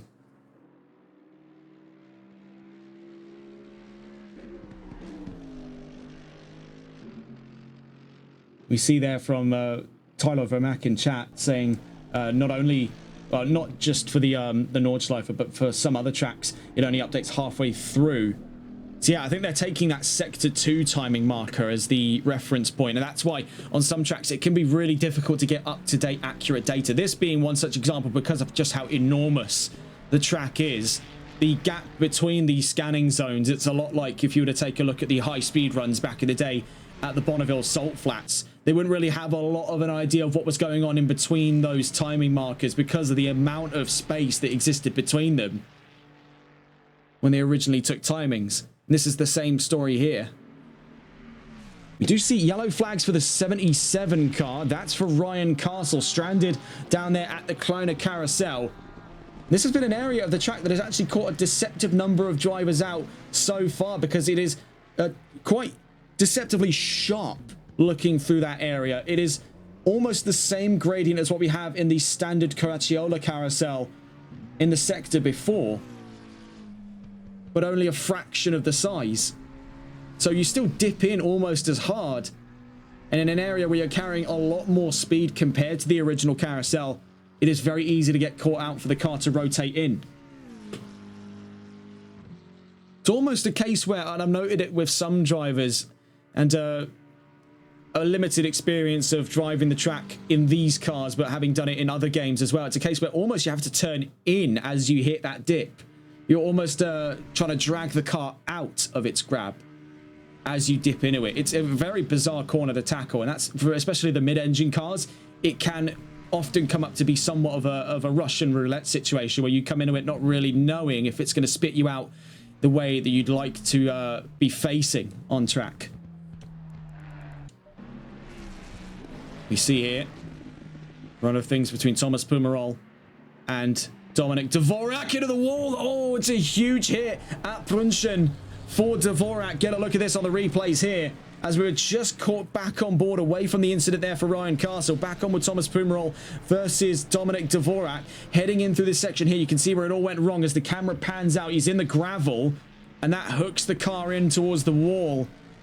Big, big, big hit there for Dvorak. It has gone from bad to worse for him here.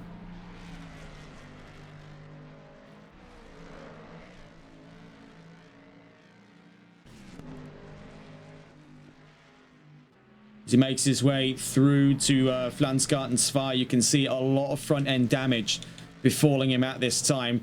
Taking a look on board, we'll see if it's done any damage to his steering system. And it appears to maybe possibly having done so, because you can see he's having to do a lot more to get the car to turn, and I think that's also a combination of that tremendous front end damage doing a lot to the aerodynamics at play on the Mustang.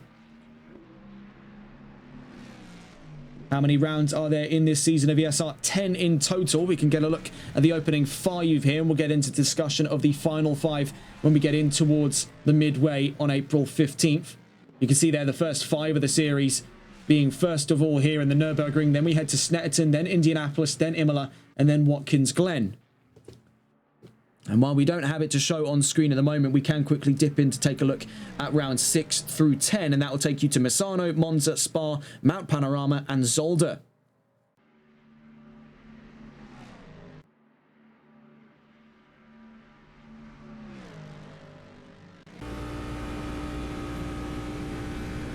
You see here with Dvorak in the, okay, yeah, there is just a little bit of steering damage as we see it now. The car listing ever so slightly to the left. Actually, no, it'd be listing to the right because he's steering to the left. Into the pits then goes Dominic Dvorak. A race to forget then today. Off of what could have been a very promising start to the season for him. It's been a baptism by fire here at the Nurburgring. Many drivers caught out by this monstrous circuit. It is a car killer. There is a reason Sir Jackie Stewart coined it the Green Hell, and we're seeing that played very well out on screen today.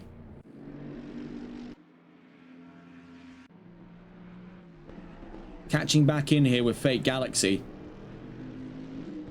A curious case worth pointing out now, the previous interval between these two stood in and around the ballpark, looking here, of about 22 seconds. Looking with them now, it's 18 seconds. So in the time having last since observed them, Fate Galaxy has forged 4 seconds out of the gap between himself and Carlos Dish. It does make you wonder then, what would it have been like in the alternate universe where he did put in a valid flying lap during qualifying? We saw him to the line, but it was invalidated for him. What would have today looked like for him as he holds on to the fastest lap so far, his last being that fastest lap in particular, 8 minutes 13.597. That's close to qualifying level pace on the race here in round 1. What would life have been like had he put in a valid time? Well, we can only be left to wonder. Yellow flags back out for the number 4, I believe. Yes, that is again trouble for McNally, but less severe for the front, more severe for the back actually, as we see there quite a lot of back end damage as he exits the Adenauer 4. Screen flags back out with 34.5 minutes left to go here in what has been a very troubled start to season 11.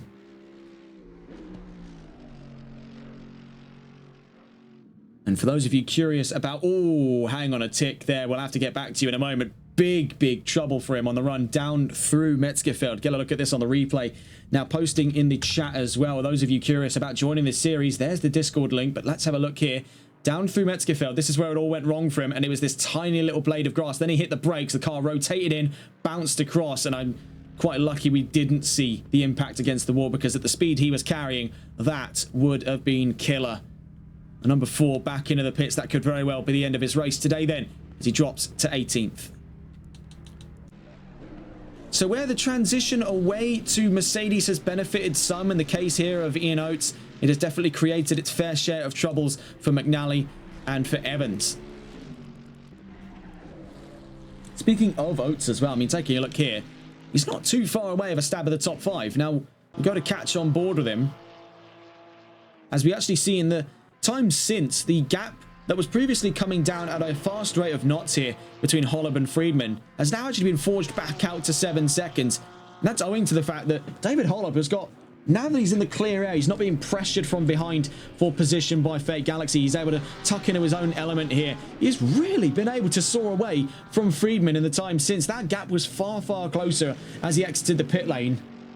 We see that he's really been able to knuckle down, and it's been a great opening round for him. Tackling a track like the Nordschleife in a car as polarizing as the Porsche 911 992, it takes a serious set of stones to be capable of such a thing.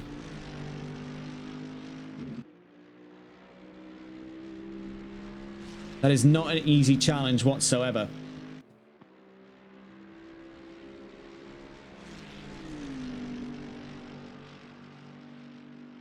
Of course, we mentioned way earlier in the stream that this was the Mount Olympus of motorsports. Well, I imagine if Hercules had to go through his trials today, one of which would be to try and drive the 992 around this track without putting it in a wall.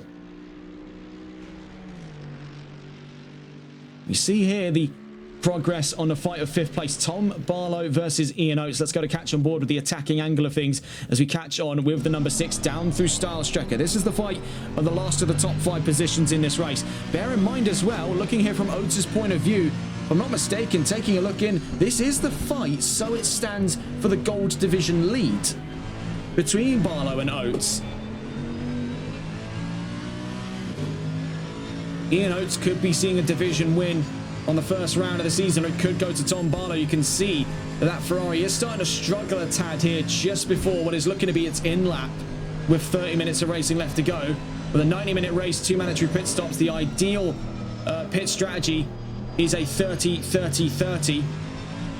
3 stints, 2 pit stops, all of which 30 minutes in length. We see that in spite of the fact that the Ferrari's struggling, that's not to say the Mercedes isn't. We see the 1-2-3 in trouble down at Tiergarten.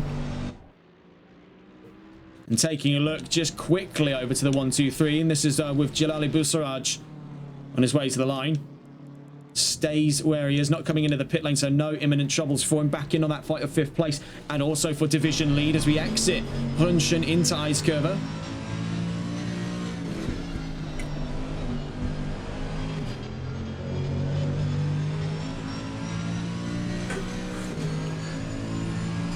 Into Flansgart 9s, down through the Sprunghögel. You saw there, from the point of view of Ian Oates, that front end comes up and away, owing to just the tremendous amount of aero on that Mercedes. It's a car we've been studying here on TRTN in the background of things for some time, and it is quite a polarizing machine, and we do expect to see more of them. I can't say from where and from which team, but do expect to see a lot more Mercedes in the next couple of months. A very bizarre unit as well. 6.3 litre naturally aspirated V8 engine against popular, contrary opinion that this was using a 4 litre. An opinion we actually mistakenly held for some time, thinking it was running the same 4 litre AMG engine as found in the Aston Martin GT3. No, as it turns out, they're still using the 6.3 from the older SLS AMG, which, you know, every time we do mention it, feel obligated to mention arguably Mercedes' best car. And the problem we found with the Mercedes, and this is from speaking with drivers, this is data we've been able to gather over through the Sunday League and more relevantly in the recent months over with AXRL and their Southern Endurance Series. Or Southern Summer Endurance Series, I should say. Always get those two mixed up, as we see here. Getting closer and closer for that 5th place spot. It's just leaped for it. Very little the Ferrari could have done in that situation. Out through Antonios Bucher. Number 53, Callum Gray, with a stop-go 30. Oh, into the wall goes Barlow. Barlow into the wall at Tiergarten. Another victim of this section of the track. It has caught so many out. We see here for the Ferrari. Very likely to be the case coming into the pits. We see for Oates, he stays out. Friedman on his way out. Could he have the overcut here on the Mercedes? No, as we see that blur in the foreground. Was the number 6 passing him up? Tom Barlow into the pits. Andres Tishavari could have an opportunity to move up to 6th place, but by the looks of it there, also with damage to his front end, likely to be the case that he's coming in. We'll see, though, for the number 87, listing over to the right-hand side, but as it stands, he stays out. So back on the subject of that Mercedes, it's been a case where we've been able to extract quite a decent bit of understanding about this car from the drivers who wield it, race in and race out, and it's a case where a lot of what goes into setting up this car is very counterintuitive, because a lot of it has to be done around its aero rather than it working in complement to mechanical grip. A lot of it has to be done so if the aero is not playing, everything else has to change to make it play. It's not a case where the aero can somehow start working by itself. It's a case where a lot of hand holding has to be done to the aerodynamics, and that's because this has definitely got one of the largest aero surfaces of cars in this category. And a lot of what makes sense in setting up others has to be done in the opposite way around for the Mercedes, so I've been told by drivers of the AMG, and that's what makes it such a unique choice. And it's often why, actually, we noted on this a few weeks ago, how Mercedes was somewhat of a dying breed in the modern GT3 space here on Assetto Corsa Competizione, and you can see for what reason that has been, because it does take a lot to get the performance out of this car that is much easier found, I should say, for Ford, for BMW, even for Aston Martin, for example, we've seen on occasion as well. When we're talking about front-engine cars, the Mercedes, it is a good choice, a great choice, as a matter of fact, but it has a lot of things going for it that don't make a lot of sense, and it makes it very jarring from an operator's point of view to get used to it over something like, say, the Mustang, which has been a very easy car to set up by comparison. You see here, super, super close fighting. This is for currently, as it stands in the scope of 4th place between Friedman and Oates. Up through the Kittelbacher Horn, it looks like here Will Friedman has got a very easy chance of things. Up and around the outside, now to the inside as we hit Flugplatz between himself and Ian Oates. Those new tyres are doing absolute miracles there for the 208. You can see the broad difference in performance they bring.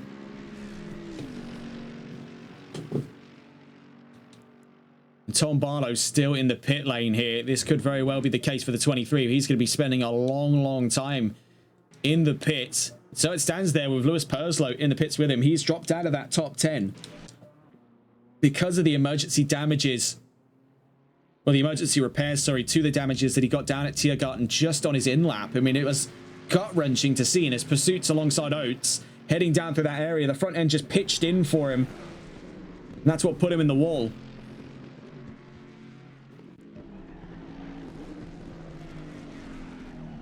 Friedman, as it stands then, 71.7 seconds away from David Holub in 3rd place. Fake Galaxy, again, I want to point this out. The last interval we observed between himself and Carlos Diesch was 18 seconds. It is now 16.3. Now, albeit it has slowed down significantly from the 4-second leap we saw from 22 to 18. But as we see here, we could actually be seeing an update just as we stay on board here with Galaxy down towards the carousel. We see it's now down to 15.9, so he is closing in. Galaxy has got the pace for it, but does he have the time being the question? With just shy of 25 minutes left to go here in round 1.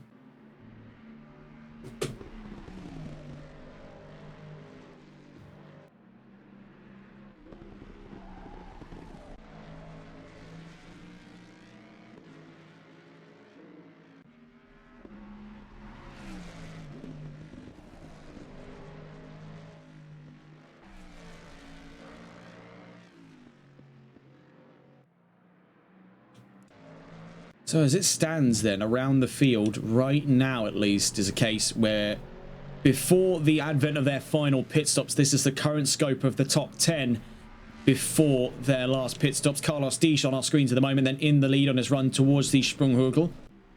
In the trailing end of the Nordschleife. Fake Galaxy in 2nd place. And I would say it is a very easy gauge of things that this is driver of the day.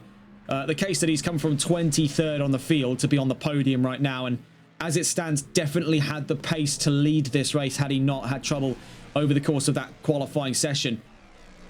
20 minutes evidently just not long enough to provide the results that he needed in quali, but the race has proven he has more than enough pace to command in this championship. I'd say we are likely to be seeing a potential 3, maybe 4 horse race here for that platinum tier lead over the course of this series, and that's going to be between Diesch, Galaxy, Holub and Friedman. I keep a very close ear to the ground on that one heading into Snetterton, because these 4 going head-to-head once again on a much smaller circuit, fewer difficulties in staying with one another. I think we're in for an absolute riot here in Season 11 of VSR. The dawn of the sim grid era. Things have definitely been a turn in the right direction. Albeit it has been a rough start here in the Nurburgring, but was never going to be much smoother no matter where you place it on the calendar. This is just something that's part and parcel of the Nordschleife.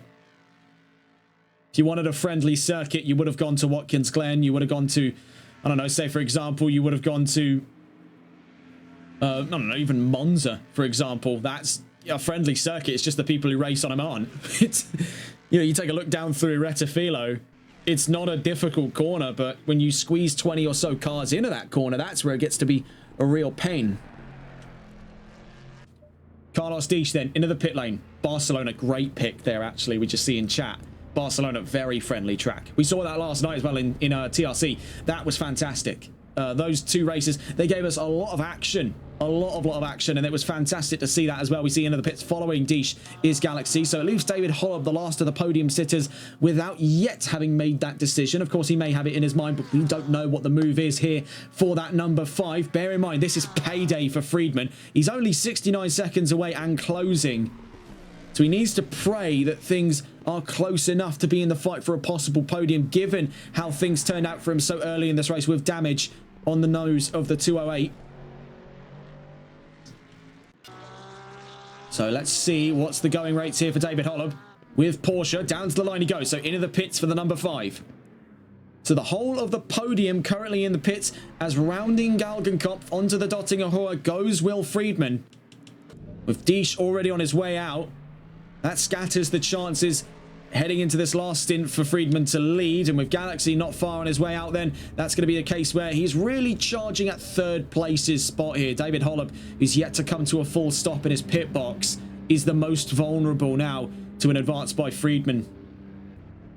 And now, as we see here, for the number 5 coming to a stop. I do quite like the colour scheme there. It's worth pointing out on Holub's car. We speak every now and again about liveries in these series, and it reminds me a lot of the Falcon livery, you know, Falcon tyres, the turquoise and blue gradient. We're about to see, though, here the very familiar purple hue of the 208 Mustang. Exclusive Esports is Will Friedman coming to the line. So he's going to go up into third place as it stands up and ahead of David Holub. So it will be looking at the scope here of a Ford 123. And if I'm not mistaken, that might very well be the second time this week we've seen a Ford 123. So this is really gearing up to be quite an exciting time for the Ford Motor Company.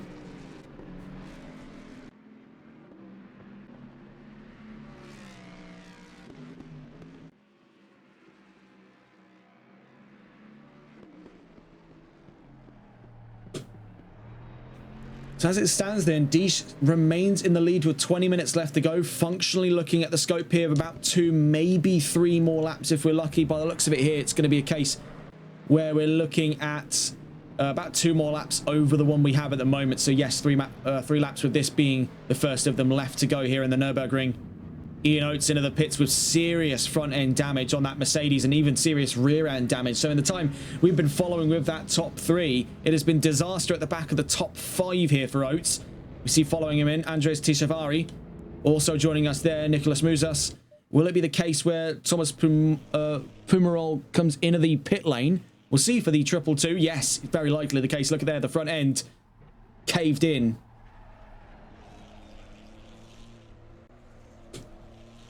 So 5th, 6th and 7th in. Looks like 8th is following suit there. Thomas Pumerol coming in the 222. That leaves really only 2 drivers left on the field yet to have taken their last pit stops. As we see, having just made his way out on his last pit stop there, Lee Evans in the number 44. Formerly drove for Nissan. Prominent sight of Season 10 was that bright green GTR. Now that very same, almost iconic shade of green for him now adorns the Mercedes AMG.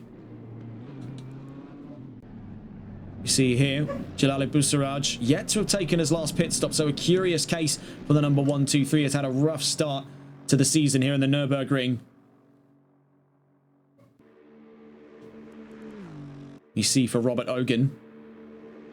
And on the topic of liveries, easily one of the best looking liveries of this season so far. The Braun GP colours, big fan there. Seeing those on the Aston.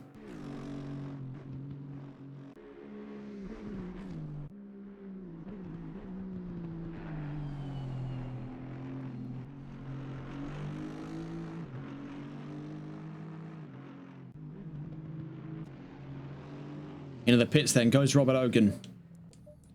Ian Oates will be in the pits for quite some time here in the number 6.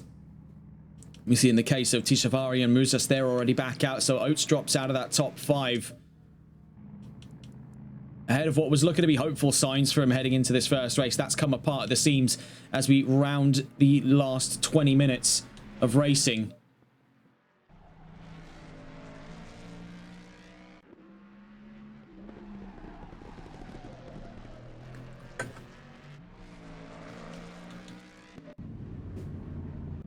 We see here with Oates a stop-go 30, so it really has gone from bad to worse here.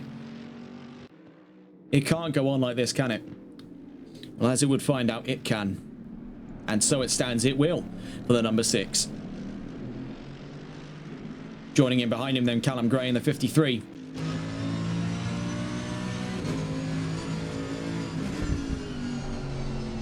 I mean, hats off here to Gray. He has been very determined in his drive in that 53. Started from the pit lane, has had quite a few issues over the course of this race, but is still determined, even from 17th place on the track, to see that checkered flag. It's that kind of commitment you'd love to see in a series like this, where things have been very, very brutal for the drivers in this opening race, and he's not given up yet and still holds on to the hopes of the checkered flag. We do have yellow flags out for, I believe, looking here, the number 18, Dominik Dvorak, down through Schwabenschwanz. That seems to have sorted itself out. Doesn't look to be the case where he's nursing major damages anymore, but there are a few scrapes there on the front and back of that number 18. Not clued in specifically as to what's happened. We also see in the pits here is the 32, Lewis Perslow, with Mercedes.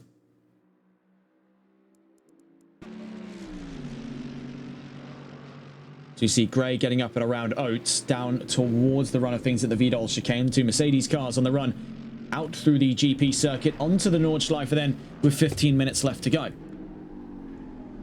As for the race lead, we see here for Carlos Diesch, taking a gander at it then, with 15.5 minutes to go. And he's just making his way up and around the run of things, taking a look here out through Hoher Acht into Hedvigshohe as it stands. It's going to be a case where we've got, looking at it, about 2 more laps left to go worth of racing here at the Nordschleife.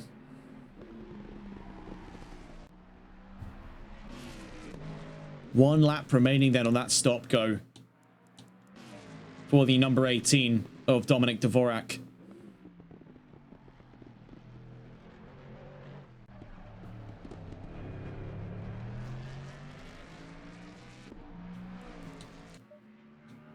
See, in the case of the 32, I believe it is the case now. Yes, Lewis Perslow is out of this race. That promotes Tom Barlow to 11th place. Obviously having major troubles earlier on. He was sizing up that lead of the gold category, and that's all come asunder for him after his incident down at Tiergarten. But he does look hopeful to see at the very least a division podium, so it stands.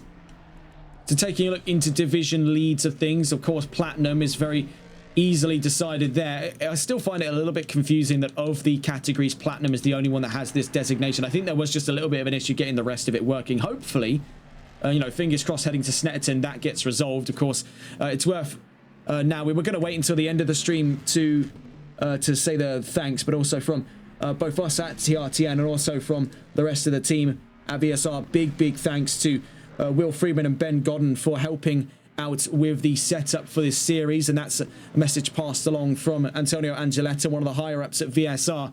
But of course, without them, this wouldn't be possible. So big thanks to those two in this. But taking a look into the rounds to follow, then I think definitely that is something they're trying to add. They were trialing that system, so it appears, for the Platinums, but I think this is going to make for much more informative viewing when we get the rest of the divisions categorized like this, because at the moment we are having to gun through things and still remember quite a few of the new names to give us those division leads. So at the moment, Platinum is Carlos Diesch. Looking here with Andres Tishavari, this I believe is for the bronze division lead. Having a quick look on with Tishavari, yes, this is for the bronze division lead. Then for the silvers, I believe here, taking a look in with Nicolas Muzas, yes, so that's for the silver lead.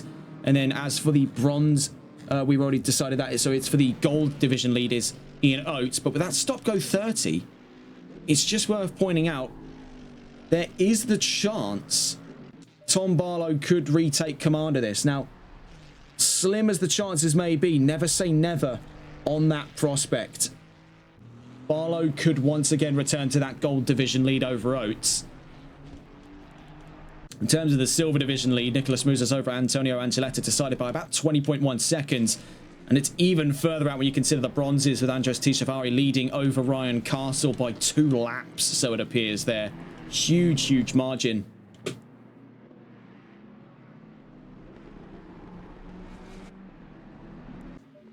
see for Diesch, he's on the penultimate lap of racing here before we get on to that final lap. Currently down at the GP section. Very few, if any, fights still going on. We see here, just as we catch on with Thomas Pumerol, going up and ahead of Robert Hogan. We'll see what the chances for a counter-attack are looking like there for the Mercedes. Let's go to catch on board with these two. And what could very well be the prospect of a fight for 9th place that has quickly opened itself up in the time, having since talked about the glaring lack of fights in the trailing end of this race. But that seems to be part and parcel at the Nordschleife on a grid of this size. Heading in through Mudskurve.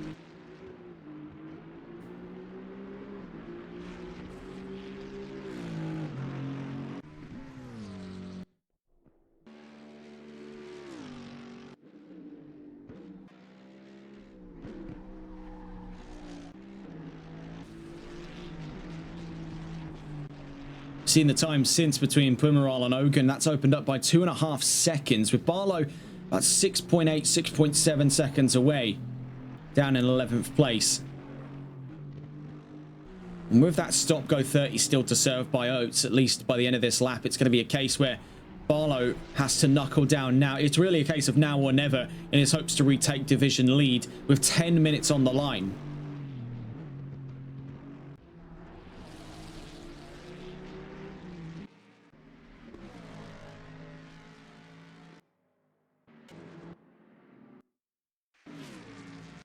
We see for Jalali Busaraj is back into the pits for their last pit stop today. Then the 1-2-3 is in.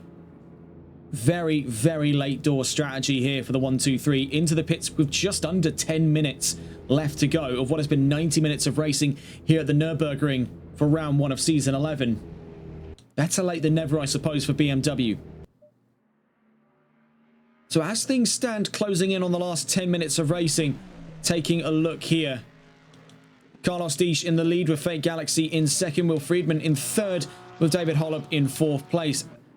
Andres Tishavari in 5th place, up and ahead of Nicolas Muzas in 6th. Those two only separate by about 3 seconds, so it might be worth keeping an eye on them heading into the last couple of laps of today's race. Antonio Angeletta in 7th with Ian Oates in 8th with a stop-go 30. Thomas Pumaral recently up and ahead into 9th place ahead of Robert Ogun at the back of the top 10. And then we see for Tom Barlow in 11th place. Dominic Dvorak in 12th place ahead of Ryan Castle in 13th. Lee Evans in 14th. Jalali Busaraj in 15th with Callum Gray in 16th. Sean McNally in 17th. In terms of division leads, we discussed it just a moment ago, but for a recap here, platinum lead currently for Carlos Disch, bronze lead for Andres Tishavari, silver lead for Nicolas Muzas, and a gold lead as it stands right now for Ian Oates, but that could soon change to be in the hands of Tom Barlow. Well, as we see here for the number 6 coming in to serve that stop-go 30, slowing all the way down now, crawling to the line. He does not want to pick up another penalty now with so few amount of time left in this race. It could very well be the case, as we see, actually just making his way through Tiergarten. Yes, it is going to be much closer than previously suspected, but we see here for Tom Barlow, he is going to be moving up into the Gold Division lead. So it's going to come full circle here for the 23. Across the line he goes, onto his penultimate lap of racing here.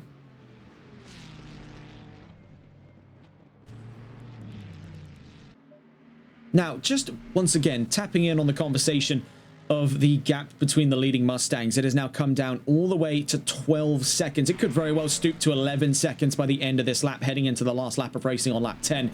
But this is looking to be very close at hand. It's worth pointing out that Galaxy has the pace over his teammate, Carlos Disch.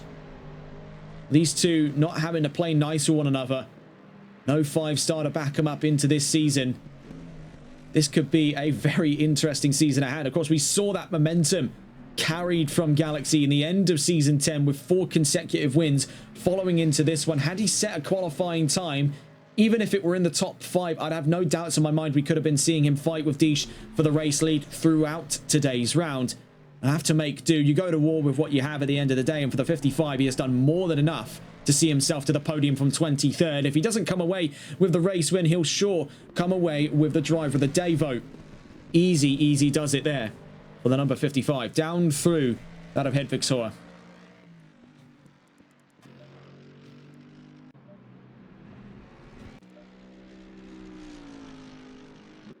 You see here for Oates, down through to Dunlop.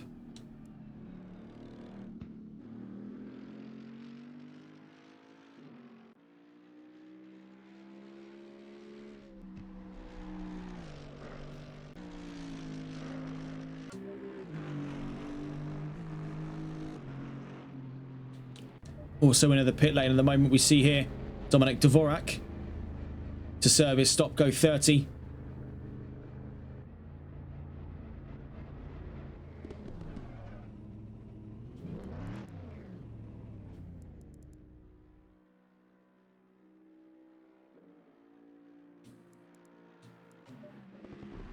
So we see down through the Kleiner Carousel for the second to last time in his race today. Then Carlos Disch still double figures up the road. You can see though, only about a corner away is Fate Galaxy. So if something doesn't change and fast, it could very well be the case that right in the trailing end of today's race, these two could be much closer than previously anticipated. Yellow flags momentarily out for the number 4. Sean McNally having some trouble on the exit of the carousel, but as he makes his way up through Horacht, things have quickly resolved themselves, so no need for further alarm.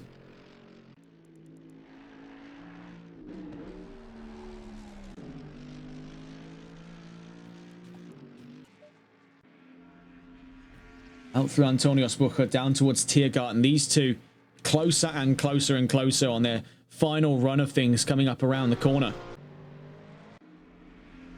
So you see for Galaxy, he's actually just momentarily dropped that to within 10 seconds. He was 9 seconds away just as Disch went into Tiergarten. Right, man. The leader is on the final lap. Give it a final push. So on board with that leading number 54, as you can see, that 55 has been closing in at a fast rate of knots. Now, is it a case where these two could be seeing side-by-side action by the end of this lap? I wouldn't say it's impossible, especially given the hustle that Galaxy has had in the last 30 minutes of racing here at the Nordschleife.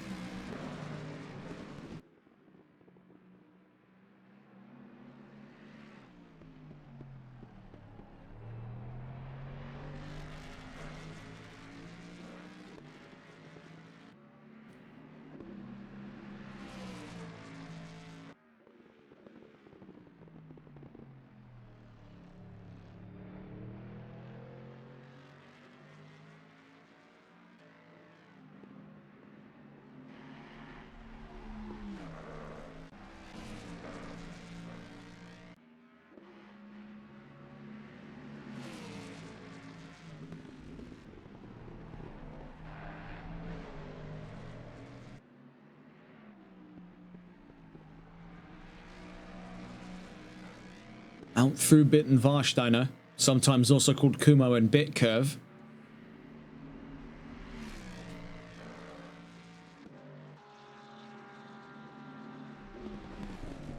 Into the Vidal chicane. So his last run of things here in the GP circuit on his run into the Nordschleife. Just tabbing over to Galaxy just as he rounds through what would otherwise be Coca-Cola curve if he hooked around to the right. He hooks around to the left into the Hatzenbach to start his run of the Nordschleife. We see as he was doing that, just heading into the Vidal chicane, was Fate Galaxy. So these two very close as it stands. 9 seconds and closing. We'll leave you on board with Galaxy. We'll be back to you in just a moment's time.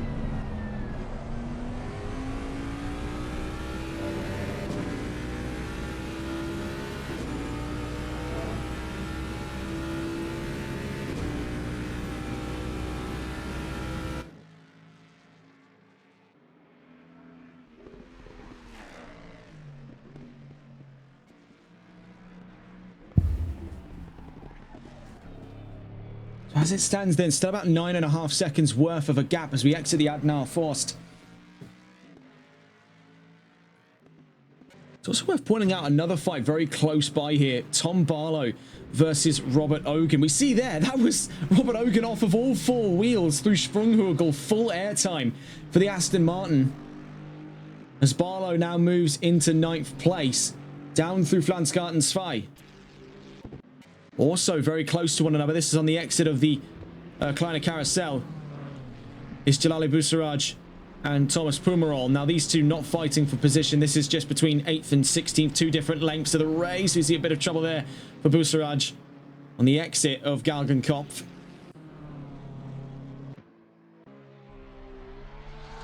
In terms of things for Holub versus Friedman, I think it would be safe to say here that his goose is somewhat cooked on the chances of returning to the podium, but that is not to take away from what Holub has been able to do. It is a brave choice to use the Porsche, and it's even braver to stay with that choice on the run into the Nordschleife, but he didn't falter in the face of great adversity, and we can see it's actually been probably one of the cleaner drives today in that Porsche. The number 5 has been near enough spotless over the course of round 1, so hats off to him. He'll have a great start to the season. So it stands then 4th in division, 4th overall in this race, and he's got a good starting point here to keep the ball rolling into Snetterton at round 2. As it stands, the gap between Galaxy and Diesch is starting to come back up from 9.5 to 9.7 seconds in the lead here for the 54. And taking a look at the data here, he's up 4.6 seconds over his fastest. So he is actually aiming, so it stands here, for a possible 8:10. I don't believe precisely what it is I'm seeing. This would make it faster than his qualifying times. Mind you, if he's able to break in to the 8 minutes 10, he will go faster in the race session alone than he did over the course of qualifying. And it looks to be doing one more here because he's getting closer to a 6-second improvement. He could put him in the 8:09s by the end of this race. So he's looking not only to take the race win, but he's also, by the looks of this lap, carving the gap away from Galaxy and attempting his greatest chances here of the fastest lap to take that away from Galaxy at this time. Now, taking a look at the statistics to see what he's going up against in terms of what he needs to beat in order to have that. He needs to do an 8:12, 2:57 or above. That was the last lap, was the fastest lap so far of this race by Fate Galaxy, and his pursuit to the race lead still 9.1 seconds. So he's actually drawing the time back in as we make our way into the final sectors of this race. Down through Brunchen for the last time then here in round 1. And bringing the telemetry back up again. It's now 7 seconds. I've never seen the like here. A driver go way beyond what I thought was even possible for today's grid.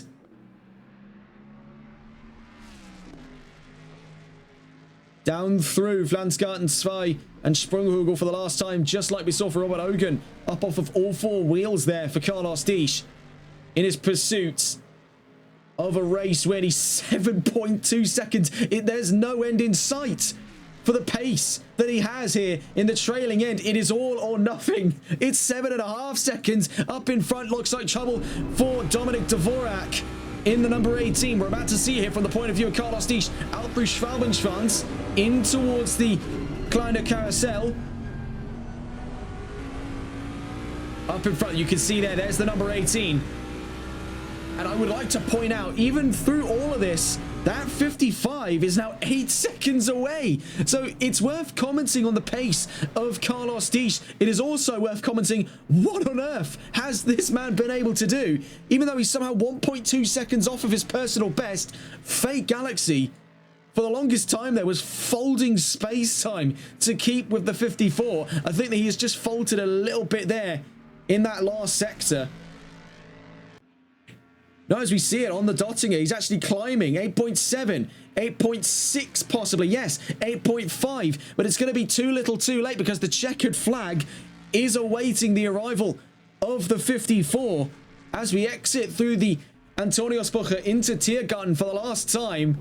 having escaped away from what was the cruise missile performance of the 55 behind him. Carlos Dish is second to no one as he bumps the wall on his run to the line, then wins in the opening round of Season 11 here in the Nordschleife. Brilliant, brilliant stuff from the 54 today. Also, honourable mentions to that hustle then. A super easy clean sweeps driver of the day and second place outright for Fake Galaxy from 23rd on the grid. 21 positions up and meets his teammate on the podium. What a drive. Looking here to the line as well, Will Friedman is about to make this a Ford 1-2-3 to kick the season off. The blue oval reigns supreme here in the green hell. Down through to Tiergarten then. Will Friedman, fantastic hustle for him, given what he played up against. Adverse strategy and early doors damage did little to deter him from a podium at the start of the season. Coming to the line then to make that Ford 1-2-3. Friedman third at the end of round one here in the Nordschleife. Not far then from the line will be that of David Holub in the number 5. That Porsche has been a fantastic heel to Ford's performance today. And it has been definitely at least an honourable mention then to that driver of the day position, because it takes quite a lot of guts to do what he's done today. A near flawless drive for that number 5. The Porsche down to the line for 4th place, both in division and in terms of the overall standing. To the line then. Holub to 4th on debut. Great drive in the Porsche. Very curious to see what these four are going to be able to do over the course of the season. We see coming to the line then for 5th place. He's quite a fair distance out of it.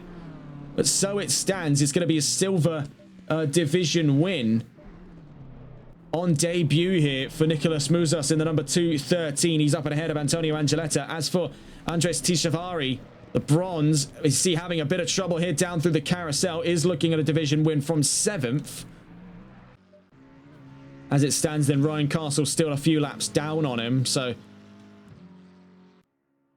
still picking up division 2nd. Not an awful lot to scoff at there for Castle.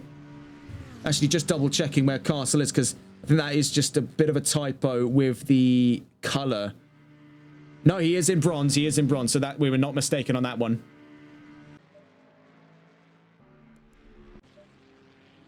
So we see that really just the broad distance of the rest of the field was up over the rest of these drivers here. We see only just making his way now to the Dottinger is 5th place in this race so far. Nicolas Muzas leading the Silvers on his way to the line, is about to see a division win just around the corner then for him.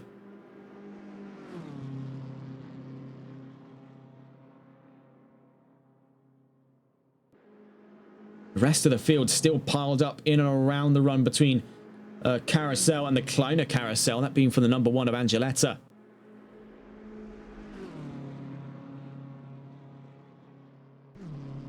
Down through Tiergarten then, only a few more corners before the checkered flag.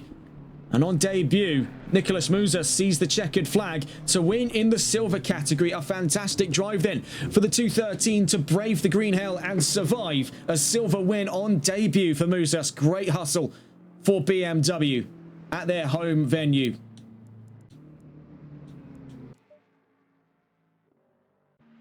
We'll see here division podium coming up for Antonio Angeletta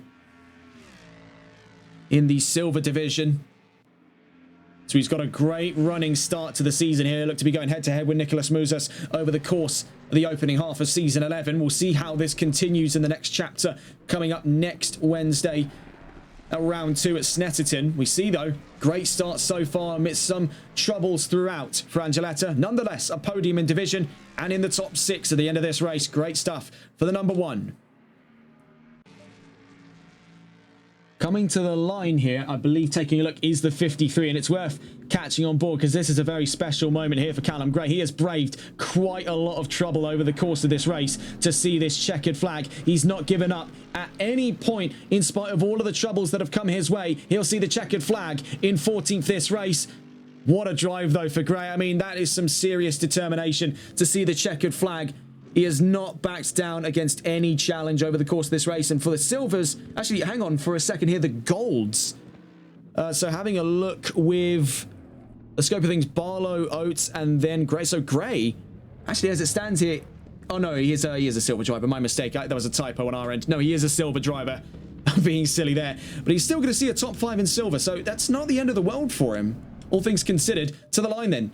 We see another division win here. This time for the bronzes. Andres Tishavari in the number 87 wins in the Nurburgring in terms of that bronze division. And you can see there, finally, a moment of earned rest for him at this time. We're about to see, though, the last of our division wins coming up here, and it's for Tom Barlow in the number 23. Now, he has to brave the same area that he found trouble in the last time, and as we see, much more light of foot on the run around Tiergarten for the last time, but he's done it at long last here to the line. Gold division win for the number 23. Tom Barlow wins in the Nürburgring in gold. We'll see the rest of the lineup in just a moment's time, but your division winners are as following. In the platinum, Carlos Disch. In the gold, Tom Barlow. In the silver, Nicholas Musas. And in bronze is Andres Tishavari. Crossed the line a moment ago, or heard actually, but now we see Robert Hogan in the top 10 overall, finishes division 4th in the silvers. Ian Oates looking at a gold division podium. We see rounding out the back of the top 5 for the platinums, and 12th overall in this race, Dominic Dvorak, with troubles throughout today's race, still has a top 5 result in division rankings. And what has been a tough race for him today, we see to the line is Ian Oates in the number 6 division, 2nd in the golds at the end of this round. We see coming to the line there Sean McNally to round out the current standing of things. Across the line goes that of McNally. So it stands. It shows that he's not actually having done his final lap for whatever reason. It still shows that he's not hit the checkered flag. We'll wait for that full result to roll in just a moment's time, as the session marker will eventually catch up with us here. And we will have to wait because some of the drivers have already peeled away, so I have to take a look through the results one more time before we end things out here at round 1 of Season 11 of VSR. What a wonderful welcome back to the series then, after a bit of a hiatus after Season 10. We're back into the swing of things for 10 rounds of racing here in Season 11, the first of which having just wrapped up. And your overall winner, as well as winner in the Platinum Division, Carlos Disch, here in the Nürburgring, and a very close pursuit by Fate Galaxy. I am thoroughly looking forward to seeing what these two can do, especially with present companies such as Will Friedman and that of David Holub in that top 4. These 4 Platinum drivers are a clear cut above the rest. It is going to be fantastic to see how they tear up the next couple of circuits in this calendar, starting with the Snetterton circuit next week. We'll wait for the full results to come through before we wrap up here. We just take a look around the paddock. We see there, well, we sadly, for whatever reason, can't get a good camera angle on the 208, but know that Will Friedman is in that paddock somewhere. Actually, you can just see him there down towards the end, tucked in behind the Aston Martin. In fact, if we go and get on board, there you can see him behind Robert Hogan.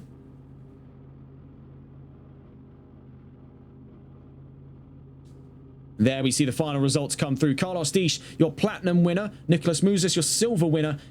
Andres Tishavari, your bronze winner, and Tom Barlow, your gold winner. Then looking at the full results, Disch first, Galaxy second, Friedman third, Holub fourth, Musas fifth, Angeletta sixth, Tishavari in seventh, and Pumarol in eighth. Barlow ninth, and Ogan rounds out the top 10. Oates in 11th, Dvorak 12th, Castle 13th, Gray 14th, and Busaraj in 15th. Technical DNFs there, as we see for McNally as well as Evans and Perslow, and then we see more than definite DNFs for the rest of the field there.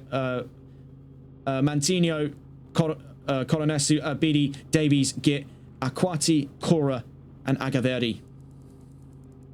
Well, what a bizarre open to the season. Welcome back, VSR. This is going to be a fantastic next couple of weeks with the folks here at VSR for Season 11. Every step of the way covered live here on TRT. And that's all from us today, though. Our next round takes us to the Snetterton circuit for the bizarre occurrence of the one-shot qualifying and back onto 60 minutes of racing with no mandatory pit stops. It will be a riot then in Norfolk next week. Let's see how it all pans out for the rest of the season. That's all from us here. Take care. Good night.